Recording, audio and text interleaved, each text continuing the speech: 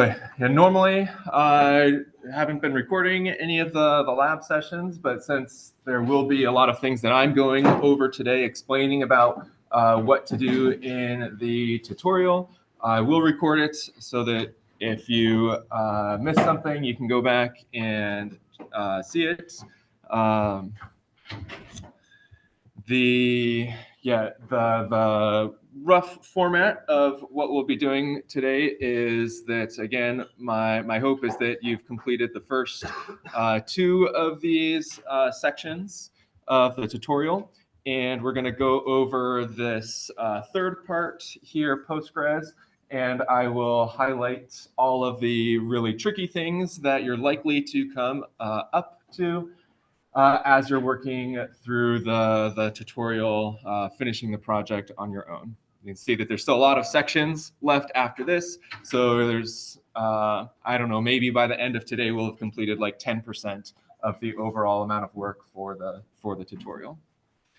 The way to follow along today, or the way to participate today, is to literally try to do all of the exact same things that I'm doing with your existing system, making sure that you can reproduce whatever things I am doing. And if I'm going to go a little bit slower today than I do in the lectures normally, and there'll be a handful of spots where I'll just pause for like 10, 15 minutes and go around and make sure everybody's up to speed on the same page, and then we'll come back together. So where we're at right now is I have my web page open on the right over here looking at the tutorial contents, and I have two terminal windows over here connected to the Lambda server. There's a fairly typical sort of environment that I use while I'm developing, and as I'm going around today helping you all, if for some reason, well, let's see, so this is a non-frustrating environment right here because I will be able to do like run code in one terminal window, view error messages in another terminal window, and view the tutorial in a third window over here. If something about your setup on your computer is frustrating to me while I am looking at what your screen looks like, then I'm not going to help you. If, for example, you're not able to see the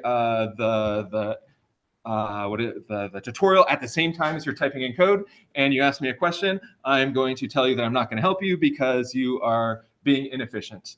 You want to always have the resources that you're looking at right next to the code that you're running so that you're not having to switch back and forth between screens. You always want to be able to look at multiple things at the same time. So I recommend, you're definitely safe if you lay out your windows the same way that I have mine laid out. But if you have something that you prefer that you think is even better, then you're welcome to use it. But if I think you are being inefficient, I'm not going to help you. Another common thing that students do that is absolutely ridiculous in my opinion is that you can see your desktop window somewhere, like the whatever background you have on your wallpaper on your desktop. The screen real estate, super valuable. And so you want to actually be taking advantage of all of that and actually fill up your screen. It's ridiculous to say have a floating window going around like this. There's a very common sort of setup that students have, lots of little floating windows like this going around that you have to switch back and forth between things. That is a ridiculous waste of time. So actually get your stuff, like spend a minute right now getting your things arranged in a nice way so that the rest of the class is productive for you and efficient. Okay. That said, where am I at right now on these left two windows? They're both logged into the Lambda server. I've changed my prompt to just be the $sign to be a little bit more space efficient, and verify that they're both in the same location like this. I'll verify, I'll check, do I have anything running in Docker? I do not. That's good for now. And if I type ls, we can see what's here. This is, I have my Docker compose, and another ls thing that we haven't done in class yet, I don't think, is ls-r. The -r is recursively. recursively, meaning that it goes inside all the folders and shows you the contents of all the folders. So I can see everything in my project this way with ls-r. Coming through, so yeah, again, the expectation was that you've completed the project setup steps and this Docker section down here. One thing that hopefully jumped out to you is that in this requirements.txt file, you'll notice that they only are specifying the dependencies of the version of Flask right here and not any of Flask's dependencies. So on the previous homework that resulted in a lot of problems. Fortunately for you all that this tutorial was recently updated less than a year ago, and so I don't think that particular dependency limitation had problems, but there will be other things that we encounter that you will run into problems with, and you'll have to fix those problems. And again, a large learning objective, a large goal of this assignment is that that you're able to overcome those problems when you encounter them. Okay, and so I'm at this step right here on Postgres. Maybe one last thing I'll say too is that you'll notice that I have this checkpoint branch checked out right here. Generally, as I'm working on a project or going through a tutorial or something, I'm always using Git to track my progress and using branches for things. And in a tutorial like this, having a branch roughly for each section as you go through it can be very useful, because you might realize after you've gone to like section 6 that you totally messed up section 5 and you want to go back to it. But if you don't have like a Git branch at section 5, then you have to restart from scratch in order to do that.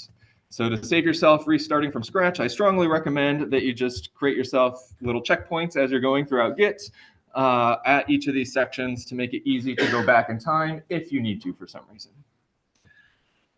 Okay, any questions about where we're at right now before we get started in earnest? Yes.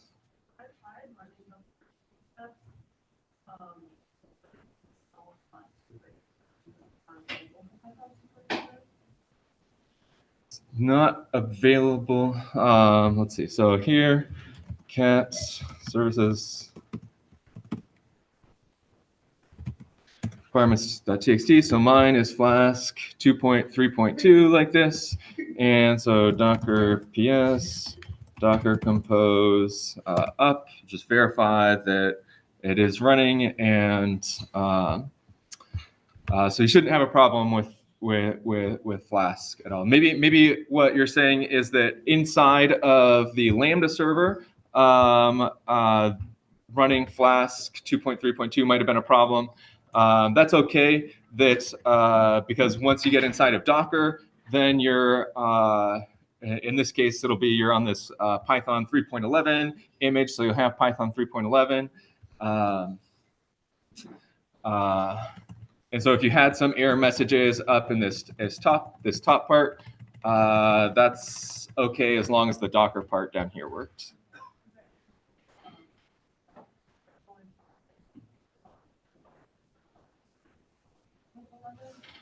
So yeah, the Lambda server has 3.6. The virtual environment, everything should have worked. For me, everything worked with just not using 3.11 and just doing Python 3. I mean, if it's not like a vital thing.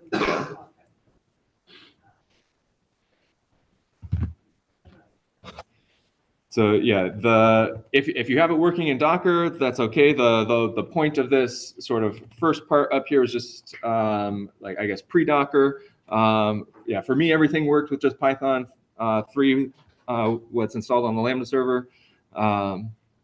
Some people upgraded to 3.11, which is fine to do. But as long as you can get to the point where the Docker server is running, then you're fine. Maybe one last thing to note about that. So I have the Docker server running down here. How do I actually connect to it? So we've seen the links strategy about verifying that we can connect to it. So one thing that you might try to do is you might see this URL down here and say, okay, I'll try to connect to that.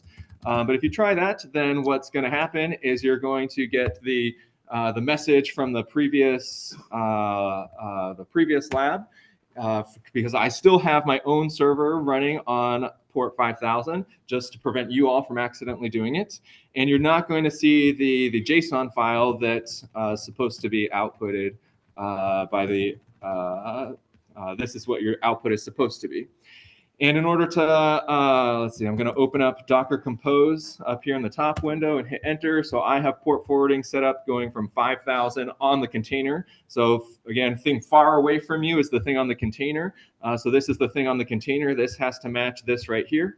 And the thing close to you is the thing on the Lambda server. So 31337 is what I chose for my port on the Lambda server. That doesn't matter. You get to pick it to be whatever you want. And so that's what I have to connect to view it on the Lambda server.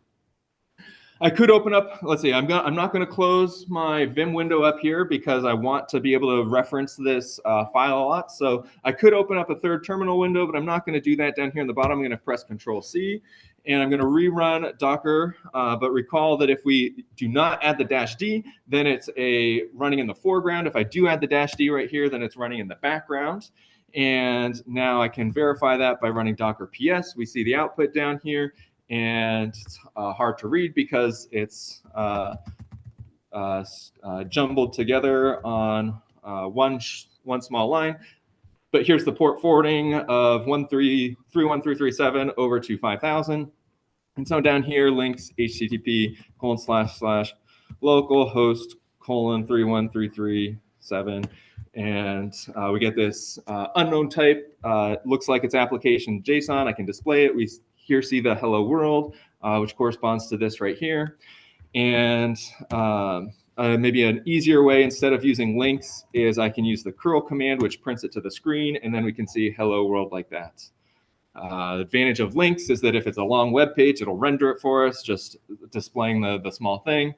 Curl, the advantage is that if it's a short web page, it'll just print it out to the screen, not do anything, get in our way as much.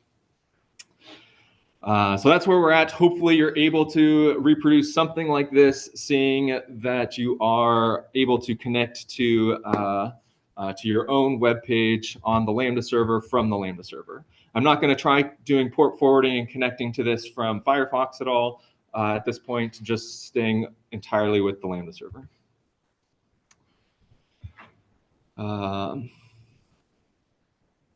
Any questions about where we're at right now? Yes. I did run that, and I see Olamundo instead of Hello World.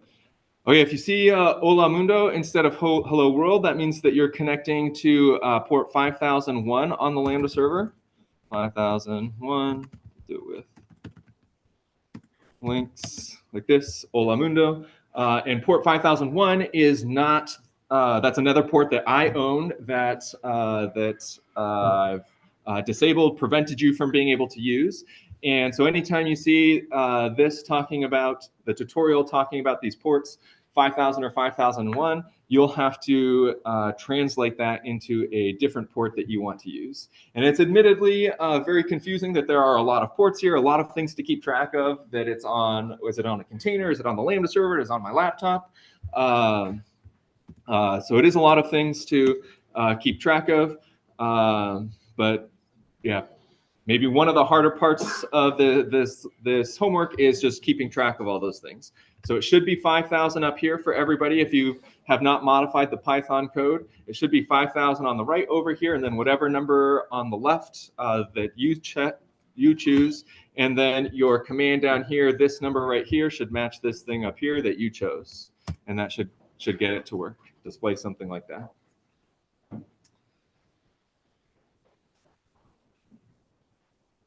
Okay, before moving on to this this Postgres section down here, before going on to this, I want to explain a little bit more about this volumes section and this env file section. So we'll start with this volumes section up here, and we talked a little bit about this in class, but not in super detail. But the idea of this, again, was that we're mapping this directory on the left-hand side, means it's on the Lambda server, because that's the thing that's close to us, to this location on the right-hand side, which is on the container, which is the thing that's far away from us. And so in order to verify that, I'm going to connect to the container and take a look at the contents of both of these folders. So first, let's check what the contents of this folder is in the Lambda server. I'll type ls./services/web like this, and we see that this is what's on the Lambda server at that location.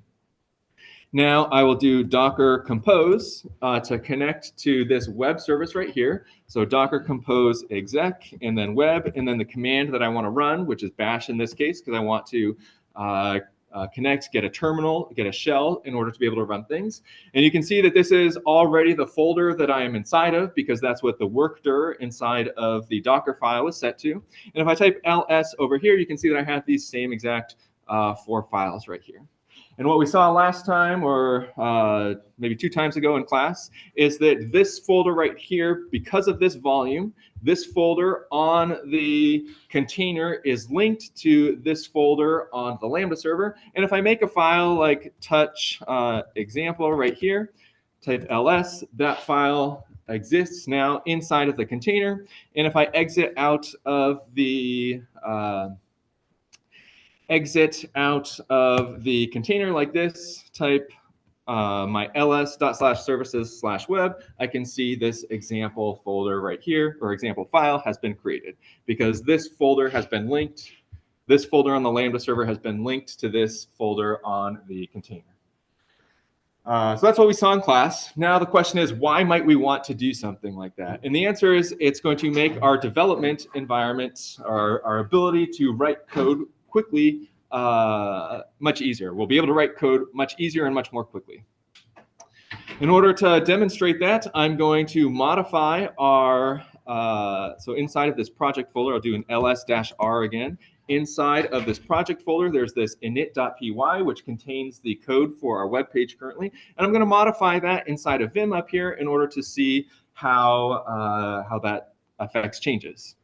In general, pause before that. In general, one common thing that I see students doing, which is a really bad habit to be into, is I see you running the cd command, doing something like cd services/web/project, and then once you're in this folder, doing something like vim init.py. This is a bad habit to be into. You don't want to be changing your folder very often, because these tutorials are all going to assume that all the commands are being run from the root of your project folder. So currently I'm in this services/web project, but the root of my project folder is this right here. And so if I forget where I'm at, then it's very easy to run commands in the wrong folder and get things messed up. In general, we always want to stay in the root of whatever project folder you're in. So you just run cd once to get to the location that you're working in, and then not use cd again. So instead of cding into the project folder and then vim like that, one thing I could do is provide the full relative path like this in order to edit the file. And this is still a little bit inefficient, because now I have 2 Vim windows open up here, and I have no terminal where I can type in commands. So up here in this top Vim window, I'm only ever going to have 1 Vim window open. I'm going to do :tab-E to open up another tab inside of Vim and services/web/project, using my tab completion as I go to make sure I have no typos. Hit enter, and now I have this this init.py that I want to modify actually open. And I can press GT to switch between these tabs in Vim while I'm in normal mode. Any questions about any of that? So this file is connected to the Lambda server right now, not inside of the container. And but I'm going to edit it. So I'm going to change this hello world to an hola mundo like this, and :W, save that. And without this volume right here, if I did not have this volume, then I would have to, in order for this change to take effect, I would have to run docker compose down, docker compose build, docker compose up to rebuild my entire service, get this change inside of the image. But because there's this volume here, because this folder is mapped directly onto this folder in the container, if I were to actually just this change has actually taken effect inside of the container. And I can verify that by rerunning my curl command, pressing my up arrow down here until I get back to the curl command, and you can see that it now does in fact say Hola Mundo because I changed it up here. I'll do one more change. Salve Munde, go Latin, rerun my curl down here, and we get that change having an effect down here. So in the tutorial, they don't highlight this too much. There's like a one sentence thing somewhere that about this volume right here. But the reason they have this volume is so that you can edit this Python file up here or any of the files that they'll be creating in this project, and you don't have to go through the Docker Compose down, build up steps. You want to make sure that you're able to reproduce this effect, change things inside of your init.py, and be able to see those changes take effect down here, because there will be many times throughout this tutorial where they're asking you to add things to your Python code up here, and you'll want to be able to have a good, efficient workflow of doing that. Any questions at this point? Yes. Question is, am I already running the Docker container now? And if I run Docker PS, we can see that it's running right here. A couple minutes ago, I ran Docker Compose up to bring it up. But yeah, so whoops, at some point when we started class, there was nothing running, and I did a Docker Compose up -d, sending it to the background without typos, and now the Docker PS, it's running, yeah.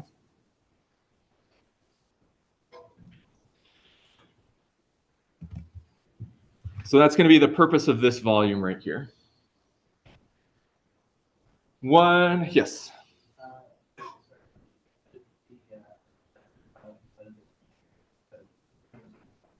Yeah, so the question is, how did I edit the Python file inside of the container? The container doesn't have Vim. So down here on the bottom terminal window that I have open, I'm going to connect to the container. I'll do a Docker Compose exec web bash. So this, again, anytime you're trying to connect to a container to run something on a currently running container, you can do that in Docker Compose by Docker Compose exec, and then the name of the service that you're trying to run on, and then the name of the program that you're trying to run. In this case, I'm trying to run bash so that I have a terminal window that I can run on. And then one thing that I could do in order to edit this file is, so I type ls inside of the project folder. Project folder is the init. So the file that I'm trying to edit is this project/init like this. And the question is that if you're inside of the container and you run vim, something like this, then you'll get an error message, something like this, where it says vim command not found. And we could install Vim on the container if we wanted to. The apt-get inside of the Docker file that we've seen. I'll open up the Docker file up here with tab E again, services/web/Docker file like this. The apt/apt, I guess this one is not using apt-get yet. Well, we could install Vim with something like apt-get vim. But we don't need to. And the reason we don't need to is because we have this volume right here that maps this location right here on the container. So right now I'm in the container right now. If I do the cat project/init.py, we can see the output of this file, the contents of this file currently contains Salve Munde, just like I have press GT over here to change my tabs over to the init.py. And we have Salve Munde right here in this file. And again, I'm going to press Control-Z in this tab to send me to the background. I'll type host name so that we can verify that I am currently on the Lambda server. Type FG, send Vim back to the foreground. And so this is on the Lambda server. Let's make one more change here. We'll go back to English. Hello world, like that. And now down here on the Lambda server, I'll press the not on the Lambda server, on my container in this bottom left window down here, I'll press the up arrow to get back to my previous command, cat project init.py, and we can see that change took effect immediately. And again, that change took effect immediately because I have this volume right here. And so because I have this volume here, I don't need to go into the container in order to run Vim and in order to edit these files. Instead, I can just edit them directly on the Lambda server, and those changes will be immediately visible inside of the container. Because this folder right here in the container, which is the current folder that I'm currently inside of on the container, is the main working folder in the container. This folder in the container is mapped as a volume to this folder on the Lambda server, and that folder on the Lambda server, this services-web on the Lambda server, contains all of the things that I want, especially, and in particular, this init.py file right here. Did that answer the question? Yeah, I was just going to say Sure, that's fine. Yes.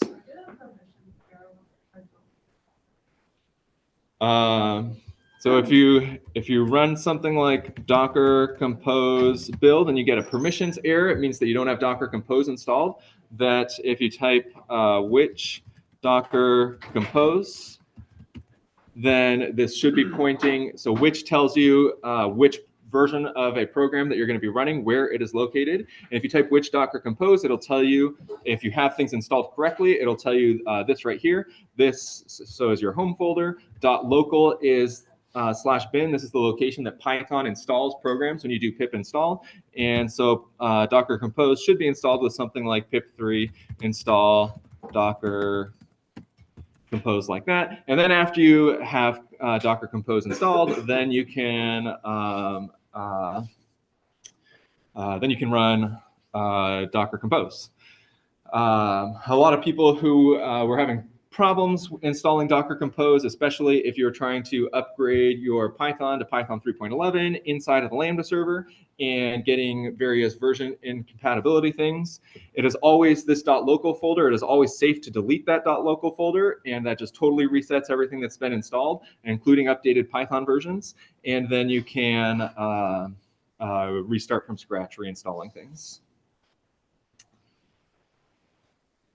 Okay, so that's what this volumes up here is doing. That's why we have it. Later on, they'll have a distinction between a development environment and a production environment. This will only exist on the development version of the environment and will not exist on the production version of the environment, because in production, we're not trying to edit things, but in development, we are. This last part down here, this env file, let's take a look at what this is doing. So we have this file .env.dev that the instructions told us to create at some point. To verify that, down here in the bottom left window, I'm going to type ls-a so we can see all the hidden files that we have. And you can see there's this .env.dev file right here that and a handful of other hidden files. You may not have all of those. But there is this hidden file right there. And so I'm going to open in Vim up here in my top left window. I'll do :e.env.dev right here so we can see the contents of this. And you can see as I'm, another sort of meta thing, as I'm working here, I am opening up many, many tabs inside of Vim. I commonly have a dozen or so tabs open inside of Vim, just like you might have many tabs open in your web browser as you're working. And so getting in the habit of navigating these tabs is a very, very useful thing, especially on a tutorial like this where there are, I don't know, I think there's something like 30 or 40 files that you're having to create throughout the tutorial, and you'll need to be referencing different of those files at different times. It's nice to have many of them open at once. So here, .env.dev is what I'm currently looking at, and you can see that this is what their recommended contents for this file was. So I just copied and pasted it. And so the question is then, what is this doing? In order to see what this is doing, I'm going to reconnect to my container down here in the bottom left window. I'll press Control-R, look for my exec command here, and I'm going to rerun my Docker compose exec web bash. So again, I'm connecting to the web service. I'm connecting to it to execute a command right here. And bash is the command that I'm executing because I want an interactive terminal inside of this container. Up here, I'll press G-Shift-T. So G capital T takes me to the left. G lowercase t takes me to the right. G uppercase t to the left. G lowercase t to the right. You can wrap around as well. But so now I'm looking at my docker compose.yaml file right here. And so again, this is the env file that we're looking at, the .env.dev. What does it do? The answer to what it does is that all of these variables that you have listed here are now available inside of this interactive terminal session down here in the container. So we have this Flask app variable as an example, and I can do echo $Flask app like this, and we see that the value of this variable down here, the value of Flask app, is equal to the value that was specified up here. Very common way to specify the configuration of a project is through these env here stands for environment, through these environment variable files where we specify all sorts of parameters that we might be needing later on. And the different Python files and other files that you'll be creating will be connecting to these environment variables, reading from them, and using them to do things. Any questions about anything in this Docker Compose file? Yes. Is that env.dev something we should put in Git? Great question. So the question here is this env.dev file and this .gitignore file, how exactly should they be relating to each other? And so yeah, gitignore is something that we haven't talked yet about this semester, but it is going to be something potentially very useful for this assignment. So let's go ahead and talk about it right now. Up here in my top left window, I'm going to do :E.gitignore so that we can take a look at the contents over here. And here this tells me what are the things that Git will not track no matter what I do. So the ignore here means that Git will not track these files no matter what I do. You can see that I'm using the glob for some of these files, so something like glob.swp. And then I have certain other files that are explicitly listed. This is so when I completed this whole tutorial, this is the .gitignore file that I used throughout the entirety of the tutorial. And so I have one of my environment files specified up here, but in particular, not this env.dev file up here. What you'll see later on in the tutorial is that this file right here, .env.prod.db, contains password information, and this password information is very sensitive and things that you don't want to give out to anybody, including to me. And so only environment variables that store password information, only that type of environment variable I put in the gitignore file. The other types of environment variables, like this sort of debugging information over here, these are things that are not sensitive, but you do need them to build your environment. So it's fine to track those in the inside of Git. Okay, here's my password for my database right here. This sort of environment variable is the sort of thing that you don't want to have tracked. It turns out that many security breaches, hundreds of billions of dollars worth of security breaches, have happened because some lowly developer has put their password to like bank accounts or various sensitive things inside of a Git repository, uploaded that to GitHub, and then a malicious person noticed that and realized they could take over a company's everything about a company because they have all the credentials right here. So it's very important that these things not be included inside of our Git repo, and that's why I put this file up here. These files down here, what are they? star.swp. Anytime you open something in Vim, so I'll exit down here in the bottom left corner, type exit, type ls-a. You can see that I have a lot of files open here in Vim, and for each one of those files that I have open in Vim, there's a .swp file, .swp file, .swp file. And these are also things that you don't generally want to add to your Git repositories. These files, they literally contain every keystroke of your computing session that you have open with Vim here. So if for some reason the Lambda server goes down, you can reload your session for Vim and recover exactly where you left off. And because they include things like every keystroke, if I had one, so I have my production.db file with my passwords open right here, and the passwords are included not just in this .db file, but also in this swap file for the database. And it's generally just sort of like ugly to include these things inside of your Git repository. So all my Git repositories have gitignores that contain something like this, so that those swap files do not get included. That answer your question? Good question.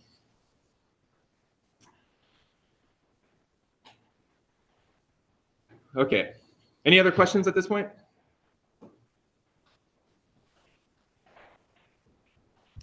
Okay, Postgres. Now, let's go into this section over here. And the first thing they're talking about is editing your docker compose.yaml file to include this new service DB. So let's go ahead and do that. On my left screen over here that I have Vim open in, you can see my cursor is currently in the top left of the Vim window. I'm going to press Shift G, send my cursor to the bottom line of the screen. I will press O to go into insert mode on a new line below the line that I'm currently at, and then I will just copy and paste the new contents of this file into my Vim window over here on the left-hand side.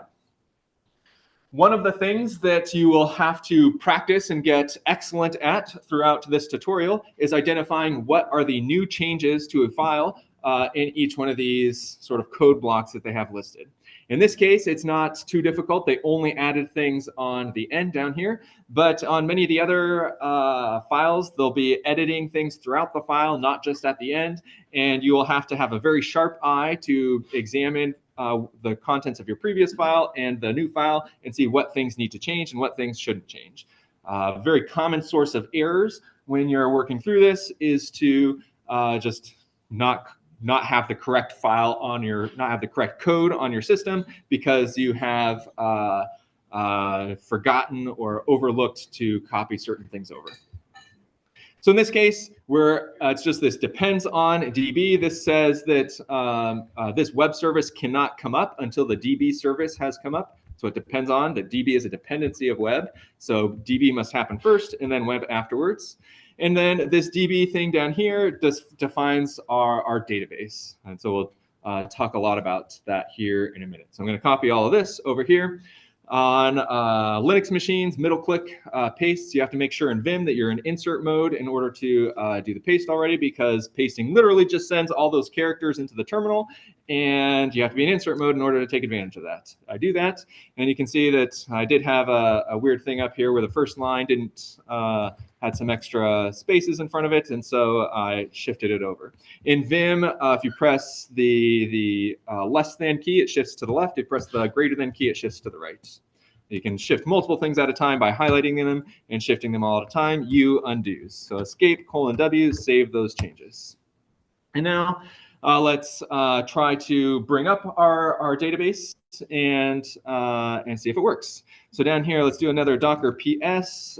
So here, in this case, you see I already had my existing Flask system running down here.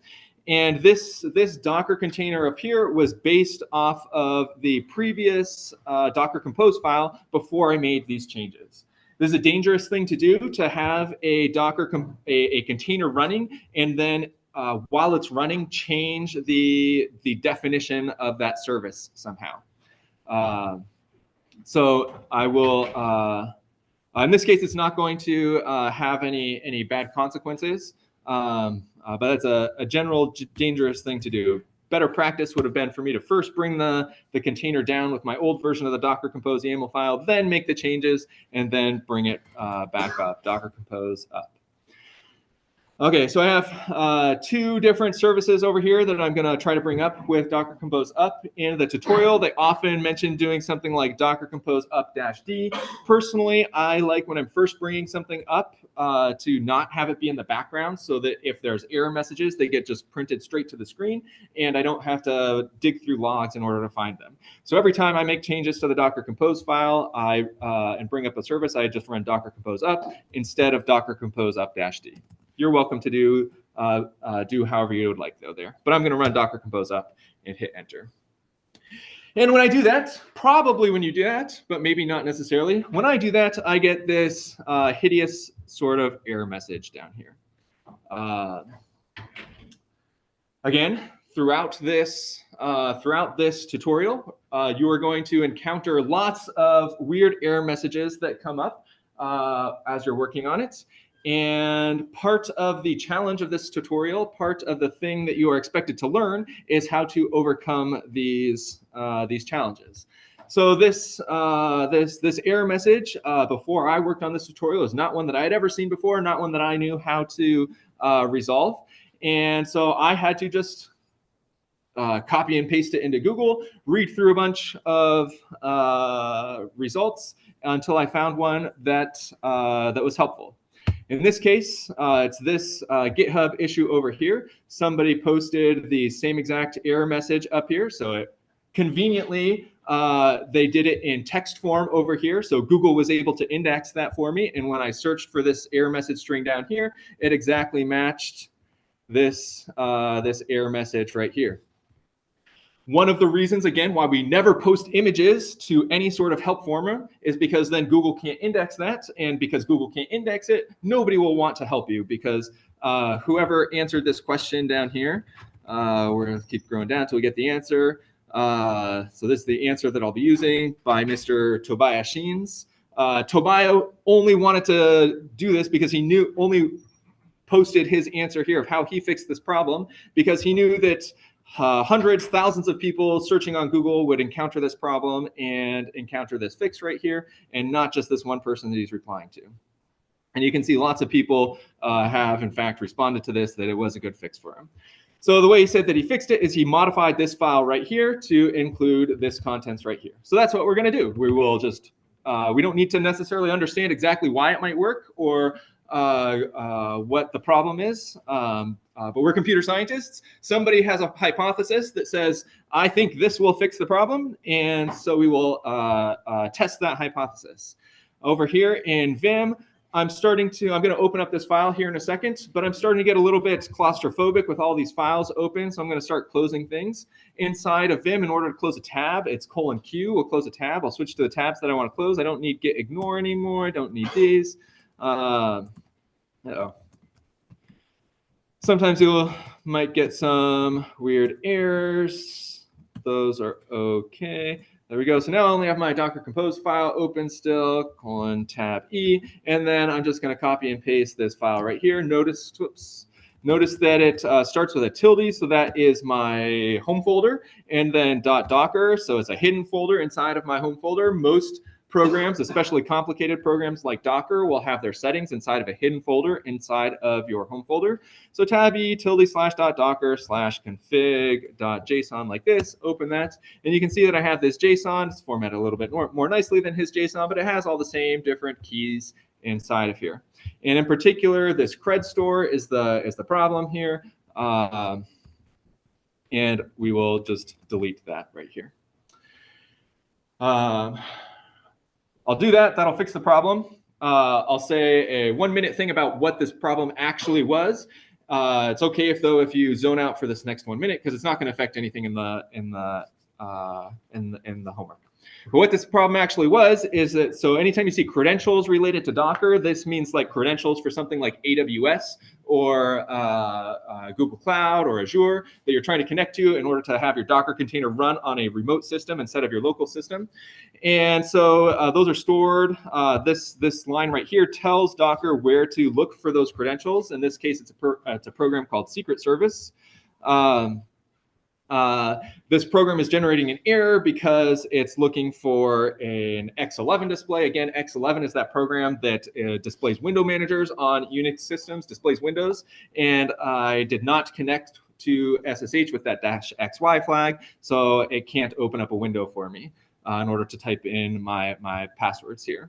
But deleting that says that it's not going to look for credentials anywhere, and that's okay, because we're not trying to launch on AWS. We're just trying to launch locally on our local system down here.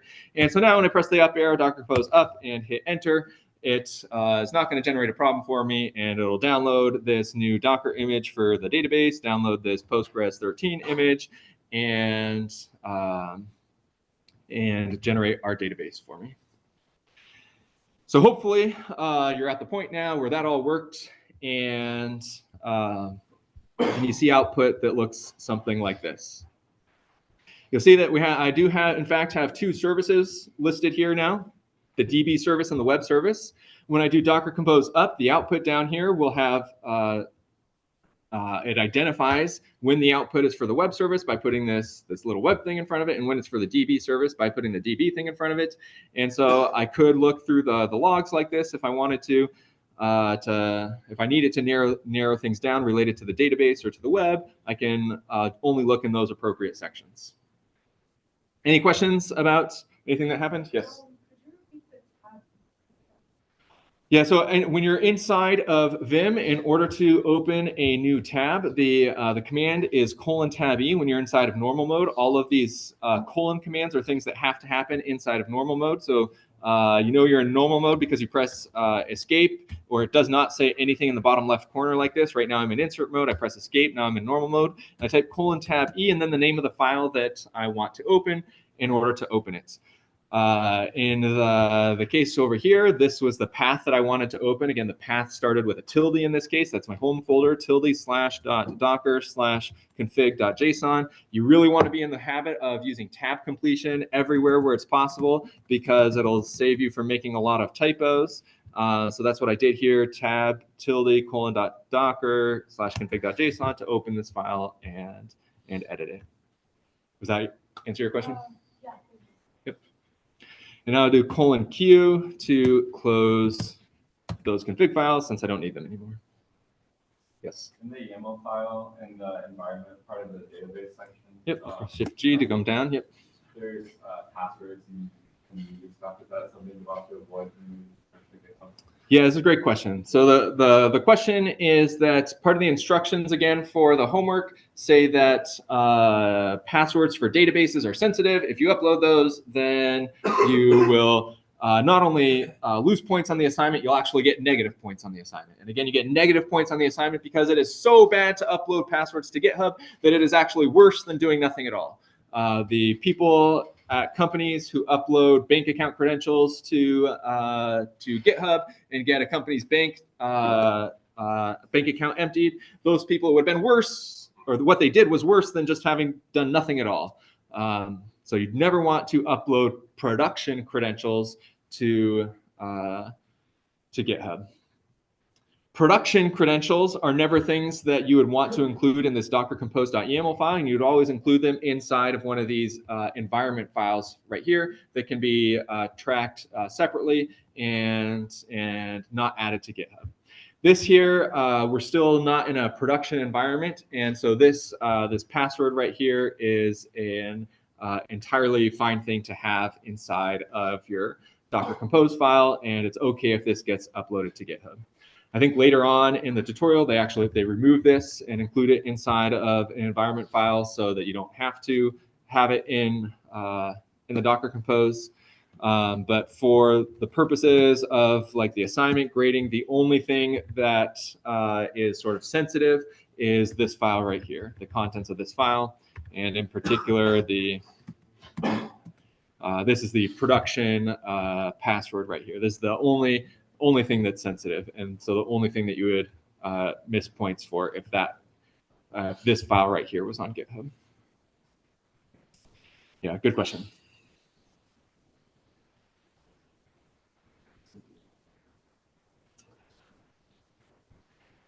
Okay. So again, one of the things that you should be thinking about doing as you're working through this tutorial is performing lots of sanity checks to make sure that everything is going according to plan. So one standard sanity check to do is that I know that before I made this change, adding this DB down here, I was able to connect to my web service and see the output. I want to make sure that I'm still able to connect to this web service and see the output. I'm going to press Control-C over here to end my Docker Compose session and up arrow to rerun it, now sending it to the background. Now that I have confidence that it is going to run correctly, I'll send it to the background. I'll run a Docker PS to verify that I do have now 2 containers running. And I'll press Control-R to rerun my curl command and just verify that nothing bad happened to my web container up here, that I've modified my Docker Compose file, so potentially something could have happened to my web container up here, and I just want to verify that I still have access to it, that it is still visible and working. So that's what this curl command did, just a sanity check, and things look good there to me still. So what we're going to do next, the very last thing that we'll do in class here is talk about our Postgres database and how to connect to it, and how the volume here in Postgres is different than the volume up here. So first thing, in order to connect to Postgres, there's a command psql. The tutorial over here introduces the psql command about 4 or 5 pages down. I'm going to search for it by pressing / in my Firefox window. Again, / is always the hotkey to search in any reasonable program. So I'll press / and type psql down here in order to search for this psql command. And this is sort of the sanity check for my database, is working with psql. Again, there are some contents here in the tutorial that we're skipping over right now that you'll have to do. It's basically just creating a bunch of new Python files and rebuilding the service. But we're skipping ahead right now to this psql command because, again, there's some sharp edges here that I want to make sure that we talk about. And what I'm going to do is I'm going to run this psql command right here down in the terminal. So it's a docker compose exec. So that means that I am running a command on a database, or on a container. In this case, it's the DB container, so it's on the database. And this psql command, what it does is that it connects to the database, lets me run database commands. You can see there's a bunch of like username and DB name stuff passed in down here. Which is fine. These are command line arguments to the psql program so that it just connects in the right way. If you don't have these command line arguments specified correctly, then you'll get an error message about permissions not being able to connect. But here my username, for example, matches the username up here, so there is no permissions problems. And we know that I'm now connected to psql over here because I have a new prompt down here that it does not look like the shell prompt. And this happens to be how the psql prompt under this container is configured. So this is a command that you'll definitely have to get running in order to complete the lab or the homework, and it'll only work if your DB service is actually brought up correctly. There's any questions about that?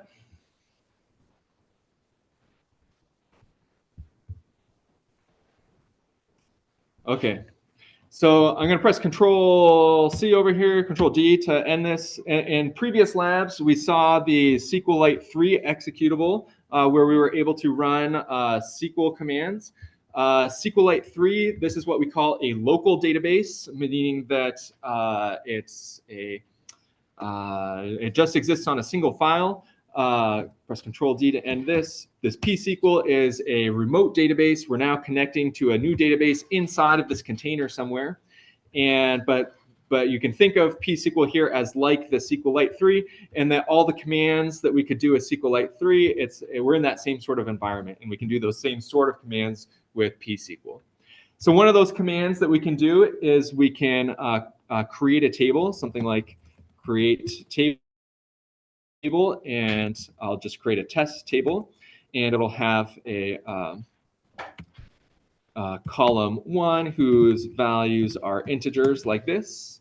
Did this before class. Let's make it called example.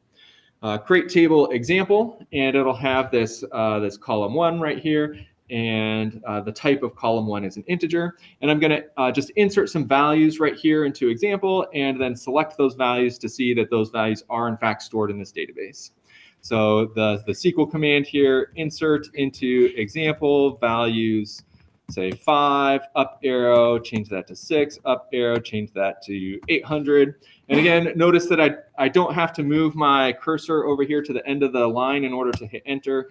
It doesn't matter where you are in the line when you hit enter. And that's true for any terminal environment. And so I've inserted these 3 values right here, these 3 values into this table up here. And let's do a select star from example just to verify that there's a 5, a 6, and an 800 inside of this table.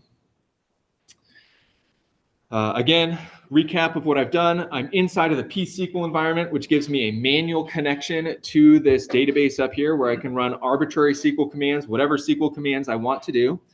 And I do that. I'm right now doing this in a manual way. Eventually, in the instructions over here, they'll be having you modify the Python code that's inside of your web service and writing some other Python code not inside of the web service that connects to this database and runs SQL commands in an automatic way. But right now, I'm inside of pSQL. I've connected manually, and I'm running these commands manually. It's always a good idea to make sure that you can do things manually before you try to do things in an automated way, because if you can't do it manually, you definitely can't automate it. Any questions about where I'm at right now?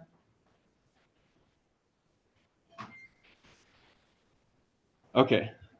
Then the thing that I want us to talk about is this volumes right here. One of the, so I guess two big sharp edges, two main ways that people will get stuck on this assignment are the first one, what we saw last time about versions being incompatible, or what we just saw about like this weird error message, because this in the fundamental source of these problems is that this tutorial is slightly out of date, and so all of the versions of things that we're using are not exactly the same versions as the author of this tutorial was. And the only way to solve those problems is to Google yourself out. The next most common way that people will get stuck on this assignment is this volumes right here related to the database. So this is an important time to make sure that you are like fully awake and paying attention to what's going to happen next, because it will be extremely subtle, very easy to miss. And if you do miss it, then you'll get lots of weird things going on in your homework that you won't be able to debug. So, yes. Mm-hmm. Yeah, so the question is, the whole point of Docker was so that we could have a reproducible build environment so that these versions problems go away, and when we write code once, it'll work everywhere. And why is Docker not solving this problem? The answer is that Docker actually, if you use Docker correctly, it will solve that problem. But if you don't use Docker correctly, it can potentially not solve that problem. In this case, the situations that we've seen so far, how it's not working, how it's not solving that problem, is that the dependencies are not being fully specified. So I mentioned earlier, we have the requirements.txt somewhere. I'll do /requirements.txt, this right here. We saw in the last lab that just specify, like, the only actual dependency this project has is Flask, but Flask has its own dependencies on things. And so it's not enough just to specify that you want Flask equal to 2.3.2, because Flask depends on other libraries like WorkZug and Markup Safe and Is It Dangerous, and those things might get updated. And if those things get updated in an incompatible way, then you'll get errors. So if you write your Docker file in a way that you fully specify all the versions of everything that you're possibly using, then Docker will be guaranteed to work forever. But it's very easy to accidentally not specify like your full dependencies correctly. So hopefully that sort of answers the question. /pSQL down here. Okay, back to volumes, back to pSQL, and what exactly is going on here. I'm first going to do something that should shock and surprise all of you, and then I'm going to explain why it worked that way. So down here in the bottom left corner, I'm going to exit out of pSQL. I'll press Control-D instead of Control-C. Again, Control-D sends the end of file character, breaks the stream that's going on.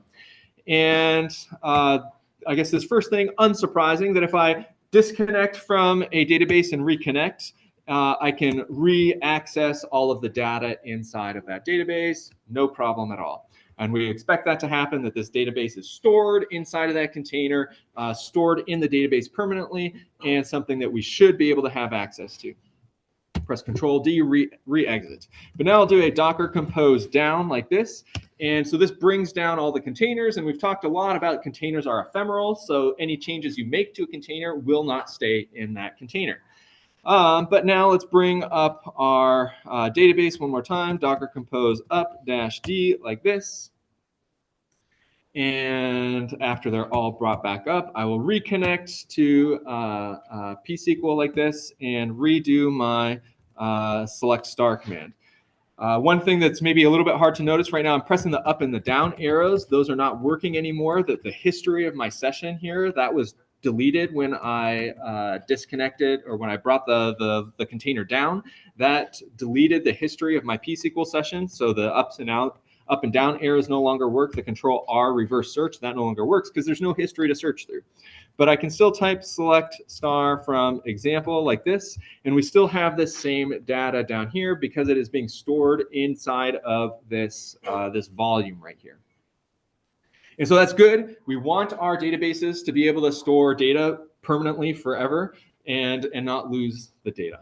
So it's stored inside of this volume right here.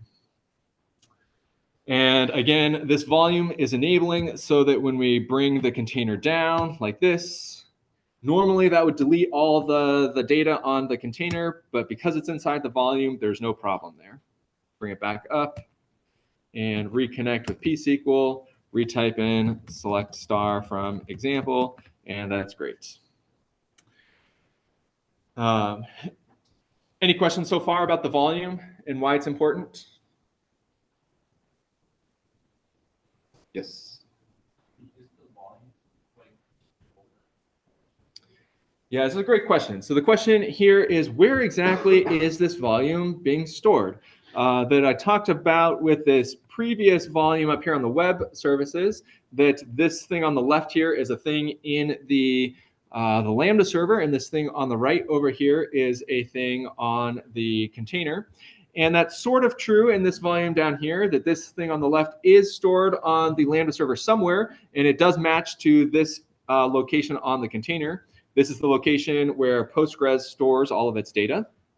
But this is a different type of volume down here. This is called a named volume right here. I'll type that out here so you can all see it. I'll use my Vim skills to do it.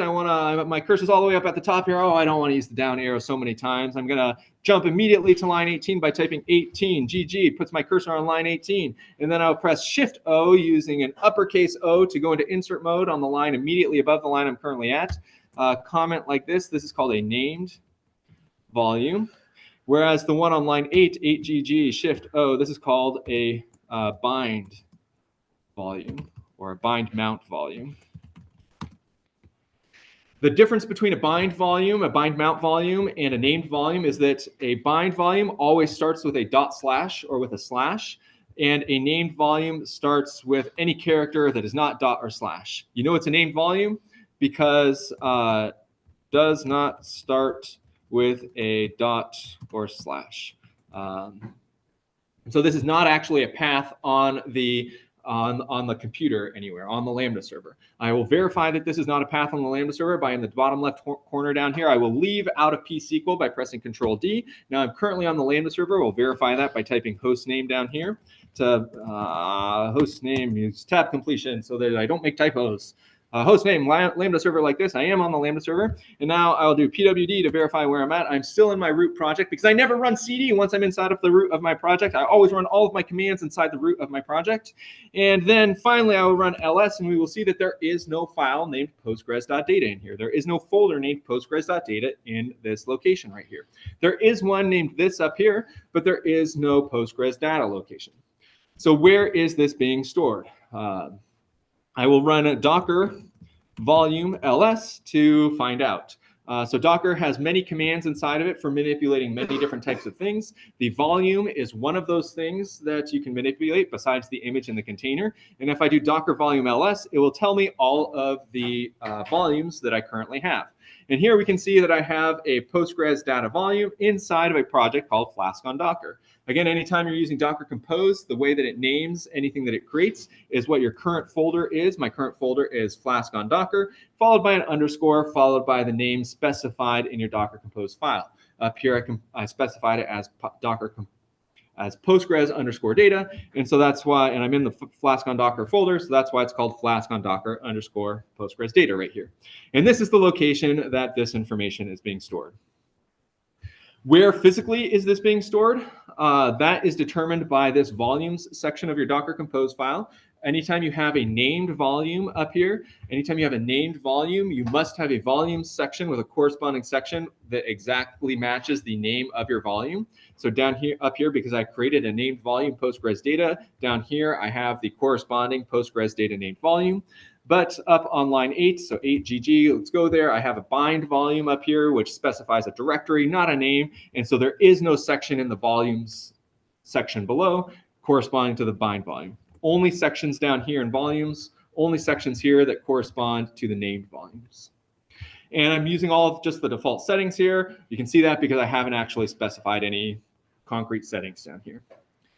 So the default location for these named volumes is in the ls:/.local folder. Again, the .local location is where all of your programs will put information by default. There's a share, and then there's a Docker, and then so all of Docker's information is inside of ./local/share/Docker. And then inside of here somewhere, volumes right here, that is where the actual volumes are being stored. And you can see this flask-on-docker Postgres data folder is stored down there. You don't actually need to know, you should basically never be touching this folder directly and only interfacing it through the Docker volumes command like this, Docker volumes or Docker volume ls like this. The only reason why it might be useful to know this is, again, if you run out of disk space, you have to find things that will let you free up disk space, and the du command is a good way to do that. Du-hd1 is the typical thing that I recommend. And so if you see a lot of stuff in the .local folder, you might think that your volumes are starting to use up a lot of space. So that's one reason why you might care about volumes and delete a volume, because they're taking up a lot of space. Another reason why you might need to delete a volume is because you've accidentally created things in the volume that you should not have, and you need to restart from scratch. So up here, let's reconnect with psql, Control-R, psql, reconnect with my psql command like this. I'm once again inside of here. I can once again run my select star from example like this, get this data. But maybe like I actually want to delete this database because there's some sort of problem with the database. In the tutorial up here, they have this little note saying that you got an error about there being a problem with the database. So in this case, the database does not exist. If you ever get an error about the database somehow, either maybe it's not existing or there's some sort of corruption or something like that, the first sort of thing that you should think about is that I should just delete my database and restart from scratch. And the way you do that is their recommended way right down here is Docker compose down -v, the -v standing for volume, and that will delete the volume as well as bring the container down.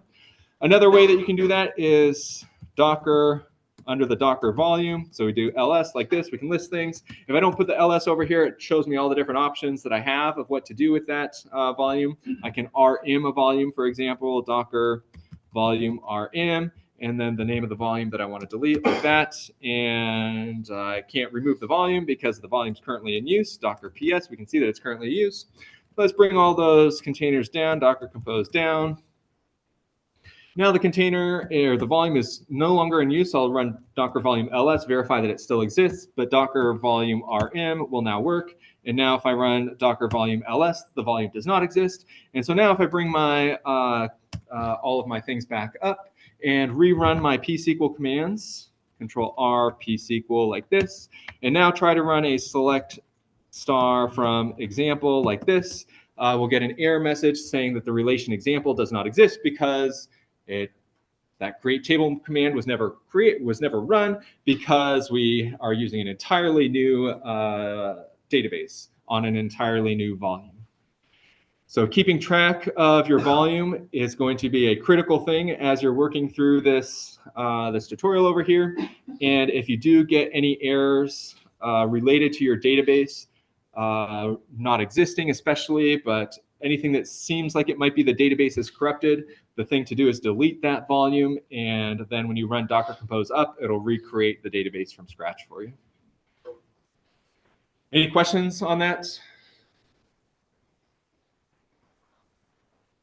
Again, super important point about database seems corrupt, delete the volume, recreate it from scratch.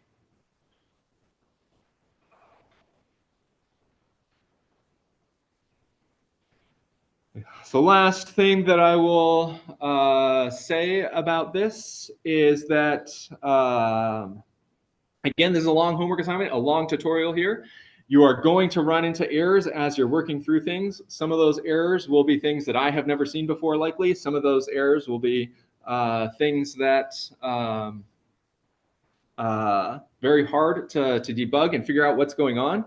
I strongly recommend that you work with other people on this because life will be a lot easier for you. Your homework will take much less time if you're working, say, with 5 people at the QCL, and then somebody encounters the error, and somebody else has already encountered that error and knows the fix, and you don't have to spend 10 hours Googling things. You can just use the fix and keep going.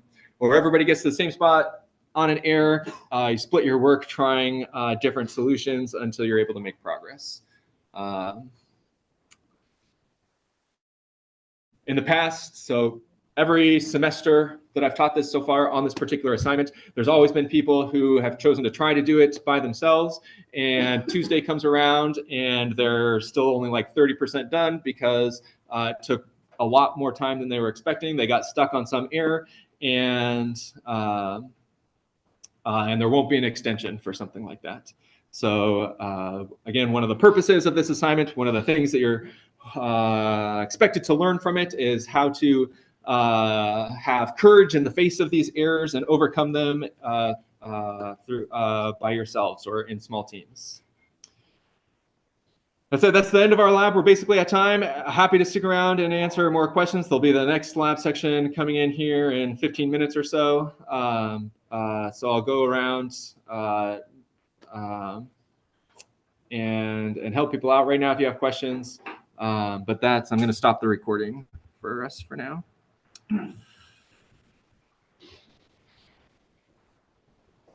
Question?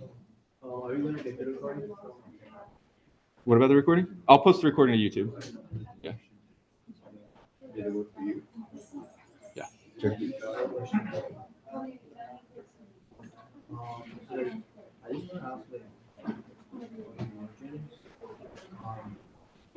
want to ask, that's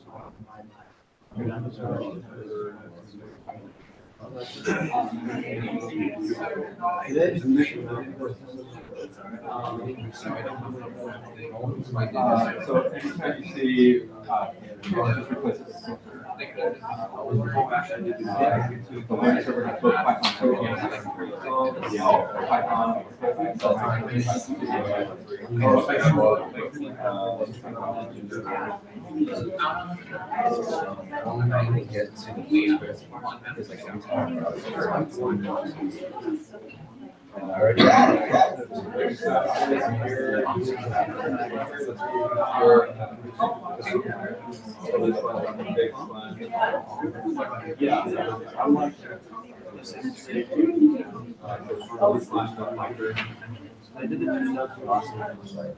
Wait, I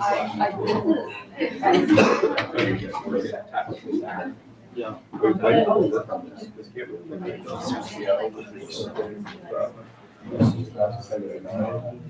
I think we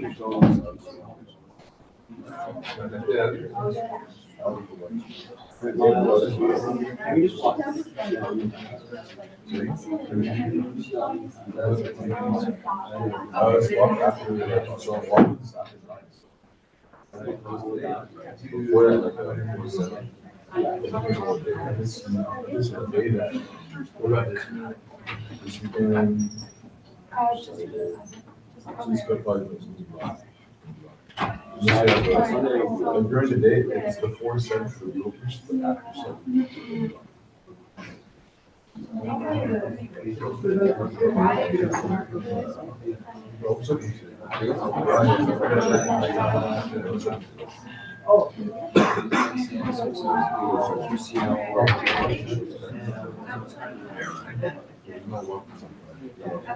A lot of GitHub issues.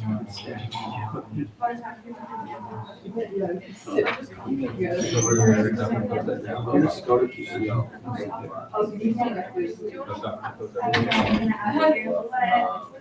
So you understand what a lot.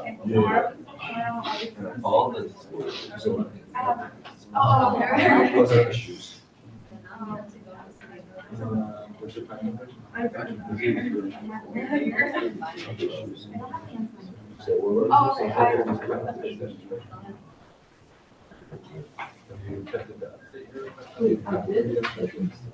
Yeah.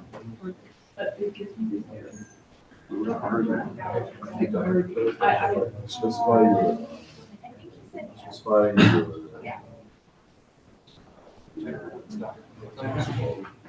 last two.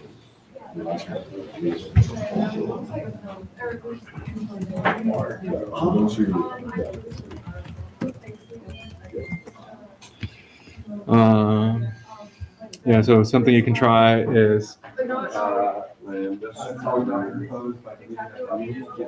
Do I just keep working on it right now? That's a good one. So we were able to do this.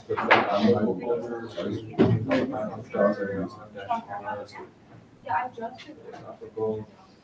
Oh, okay. And do a pip install. Button close for the ones like two nine. Oh, okay, yes, actually, no. Docker close. Yeah. Oh, okay. Sorry, give me a backup. Okay. Yeah, okay, I will see you tomorrow. Yeah.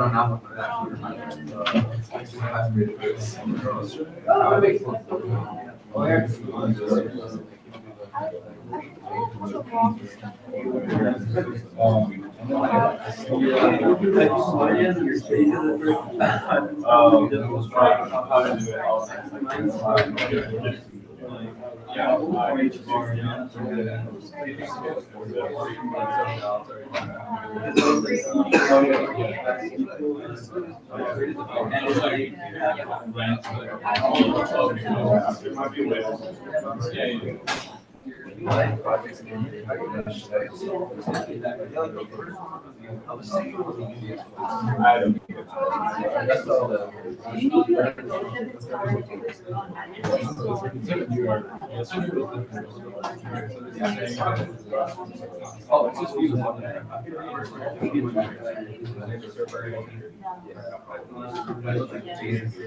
ABCD web. I didn't do that. I don't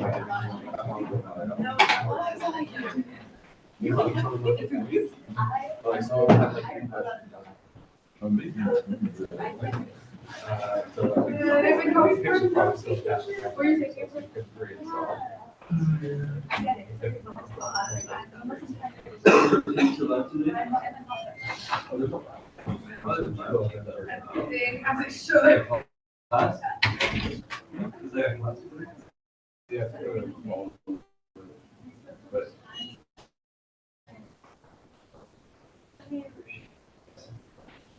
And then run through it.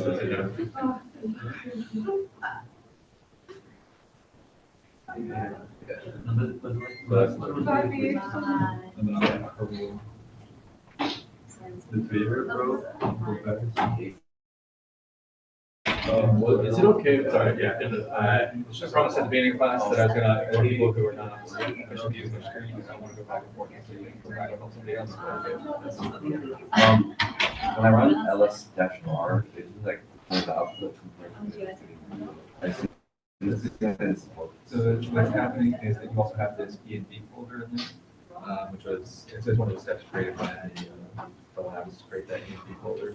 And so all this is the stuff inside that E&B folder. Okay. So this is. No, you don't want to hit that. Yeah.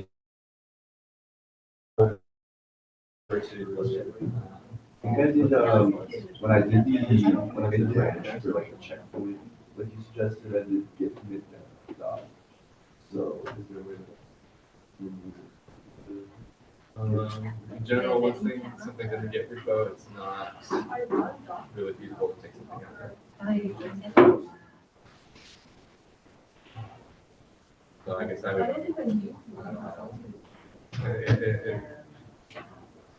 It's fine though. For I just did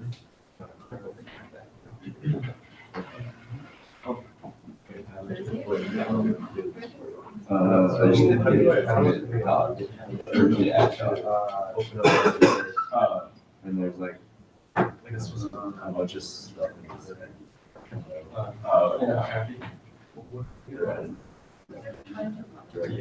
Well, I made. So actually typing out. And then, so because you don't have a name specified, it's empty file over here. Yeah, so the Well, next application. They made it So such have a the space on the name of the file. The file has to be.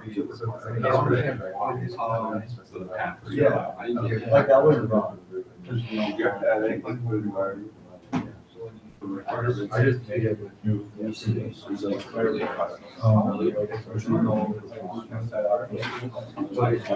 have the same as these two. Yeah, I have. Everything else is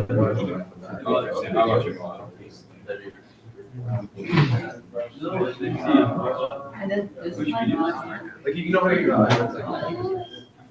Oh, here. I don't know where it is. It's like 2 I just. Yeah. Yeah.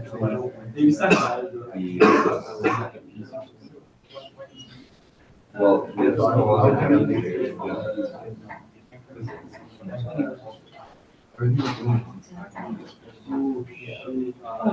Was he had to remove file? What? Oh, no, that's fine. But yes, I have a Is it? Instead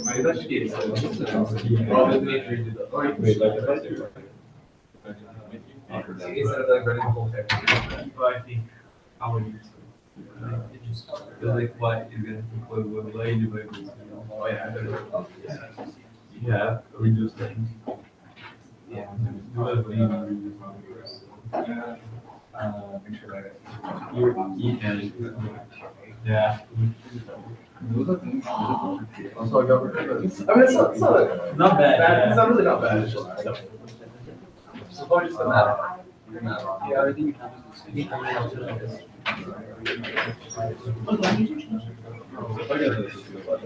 It's just all the time, so you can basically. Yeah. I'm sure it's going to. I haven't, like, this part, it doesn't really. Yeah, they didn't tell you to change that. You need to change it for the work. Your average. You need to change it for the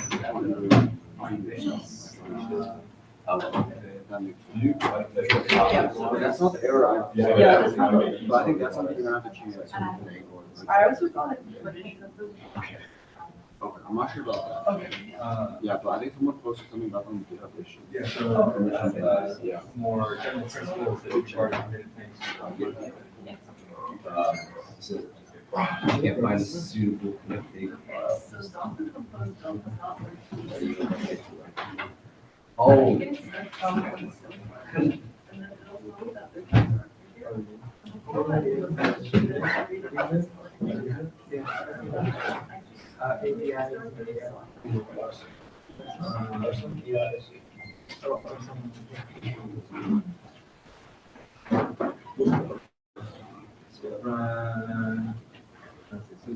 Somehow, this is a problem in your Docker installation. I tried to like what version of Docker I had installed and it's like the same. Yes.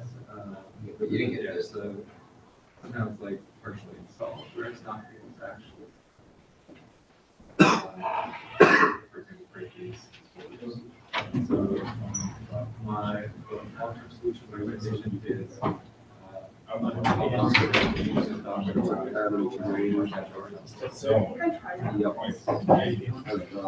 I'm better.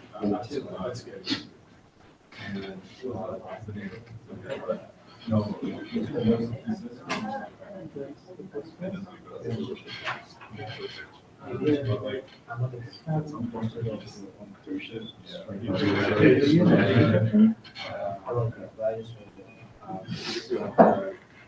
Delete the volumes needed first.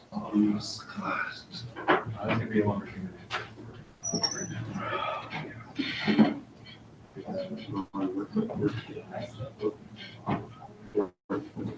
Yeah, right after the next section or timer office hours.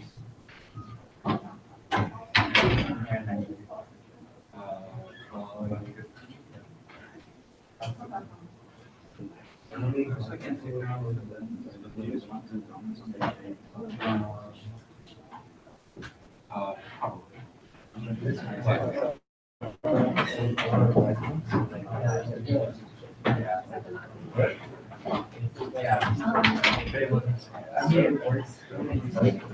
Okay, yeah, welcome to the lab 2 section, people. I am getting my system set up for us over here on the right hand side. Did I unplug this somehow?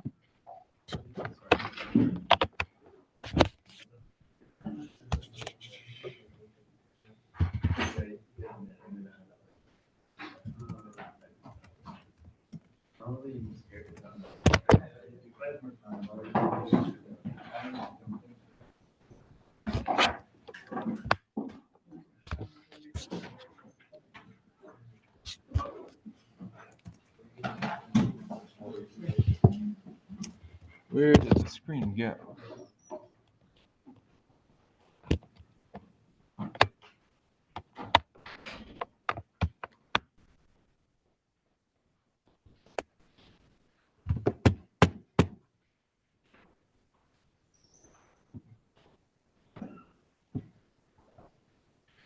Well, yeah, the thing to be doing right now is getting the homework instructions pulled up and the getting 2 terminal sections logged into the Lambda server. I don't know why the system no longer wants to display my laptop.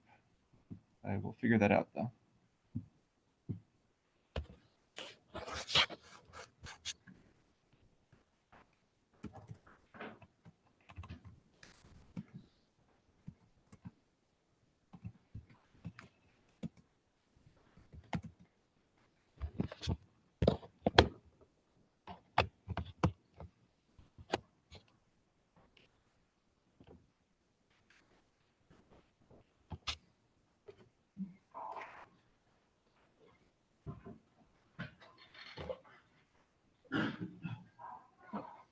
There we go. I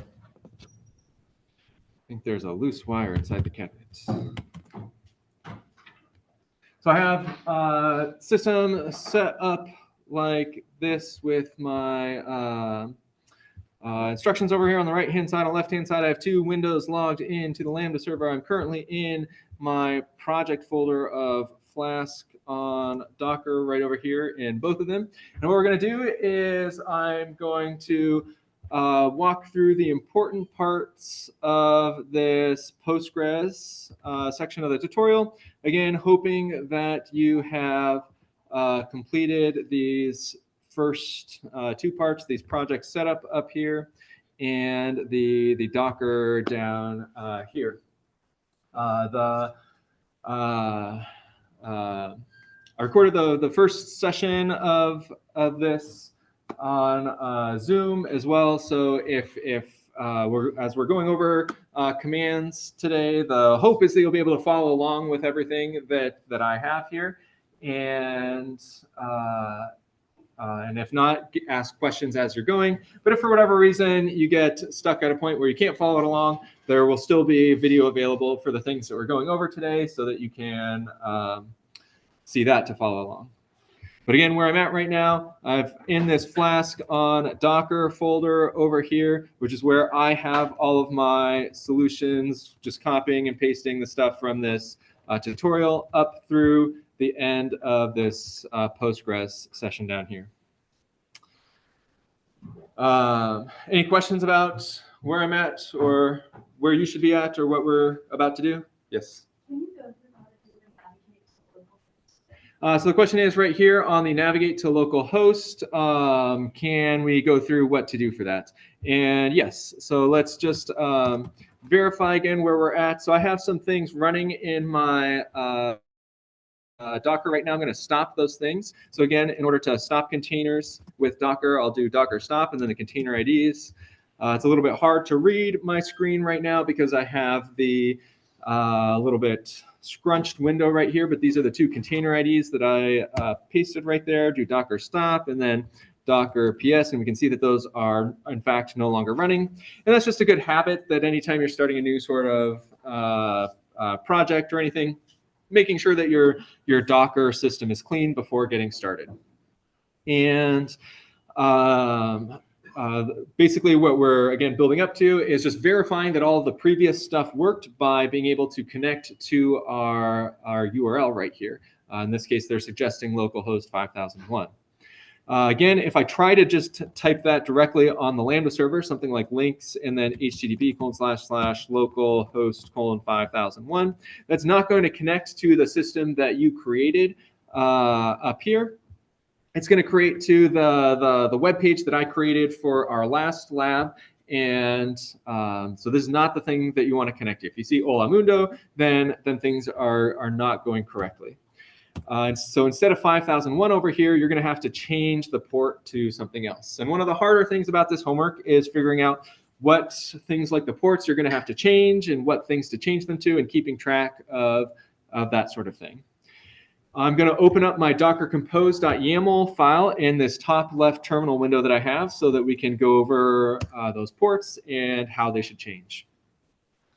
So again, I have the way this YAML file is structured under these services, I have a web service, and this is what's going to be running my web service like we did in class. This ports right here is, again, the way to read this is the thing on the left is the thing that is closest to you, and the thing on the right is the thing that's farthest from you. When we're trying to connect to this web service over here, the thing that's farthest away from us is the web service itself, the container, and the things that's closest is the Lambda server, the computer that this container is running on. So this is saying map port 5000 to this port over here. And so eventually what I'm going to need to do is change this 5001 to this leftmost port number over here like that. And if I do that right now, I will get this error loading this because my Docker container is not running. So press Q, get out of links to type Docker PS, spelled correctly. So I should be using tab completion like a sane person. Type Docker PS, and we see that there is no container running. So it makes sense that there's no incantation that I can make that will possibly connect me to a container that's not running. And so I have to bring the container up. Again, the way we do that in Docker Compose is Docker Compose up. And that Docker Compose program right here runs all of the Docker commands for us that brings up the services that we have defined up here. Docker Compose up without the -d. They recommend up here running it with the -d, but without the -d, that sends things into the foreground so we can actually see what the output of our containers is. And so I just ran that. We can see that it did in fact come up successfully, and it's suggesting this URL right here is the thing on the container that it is connecting to.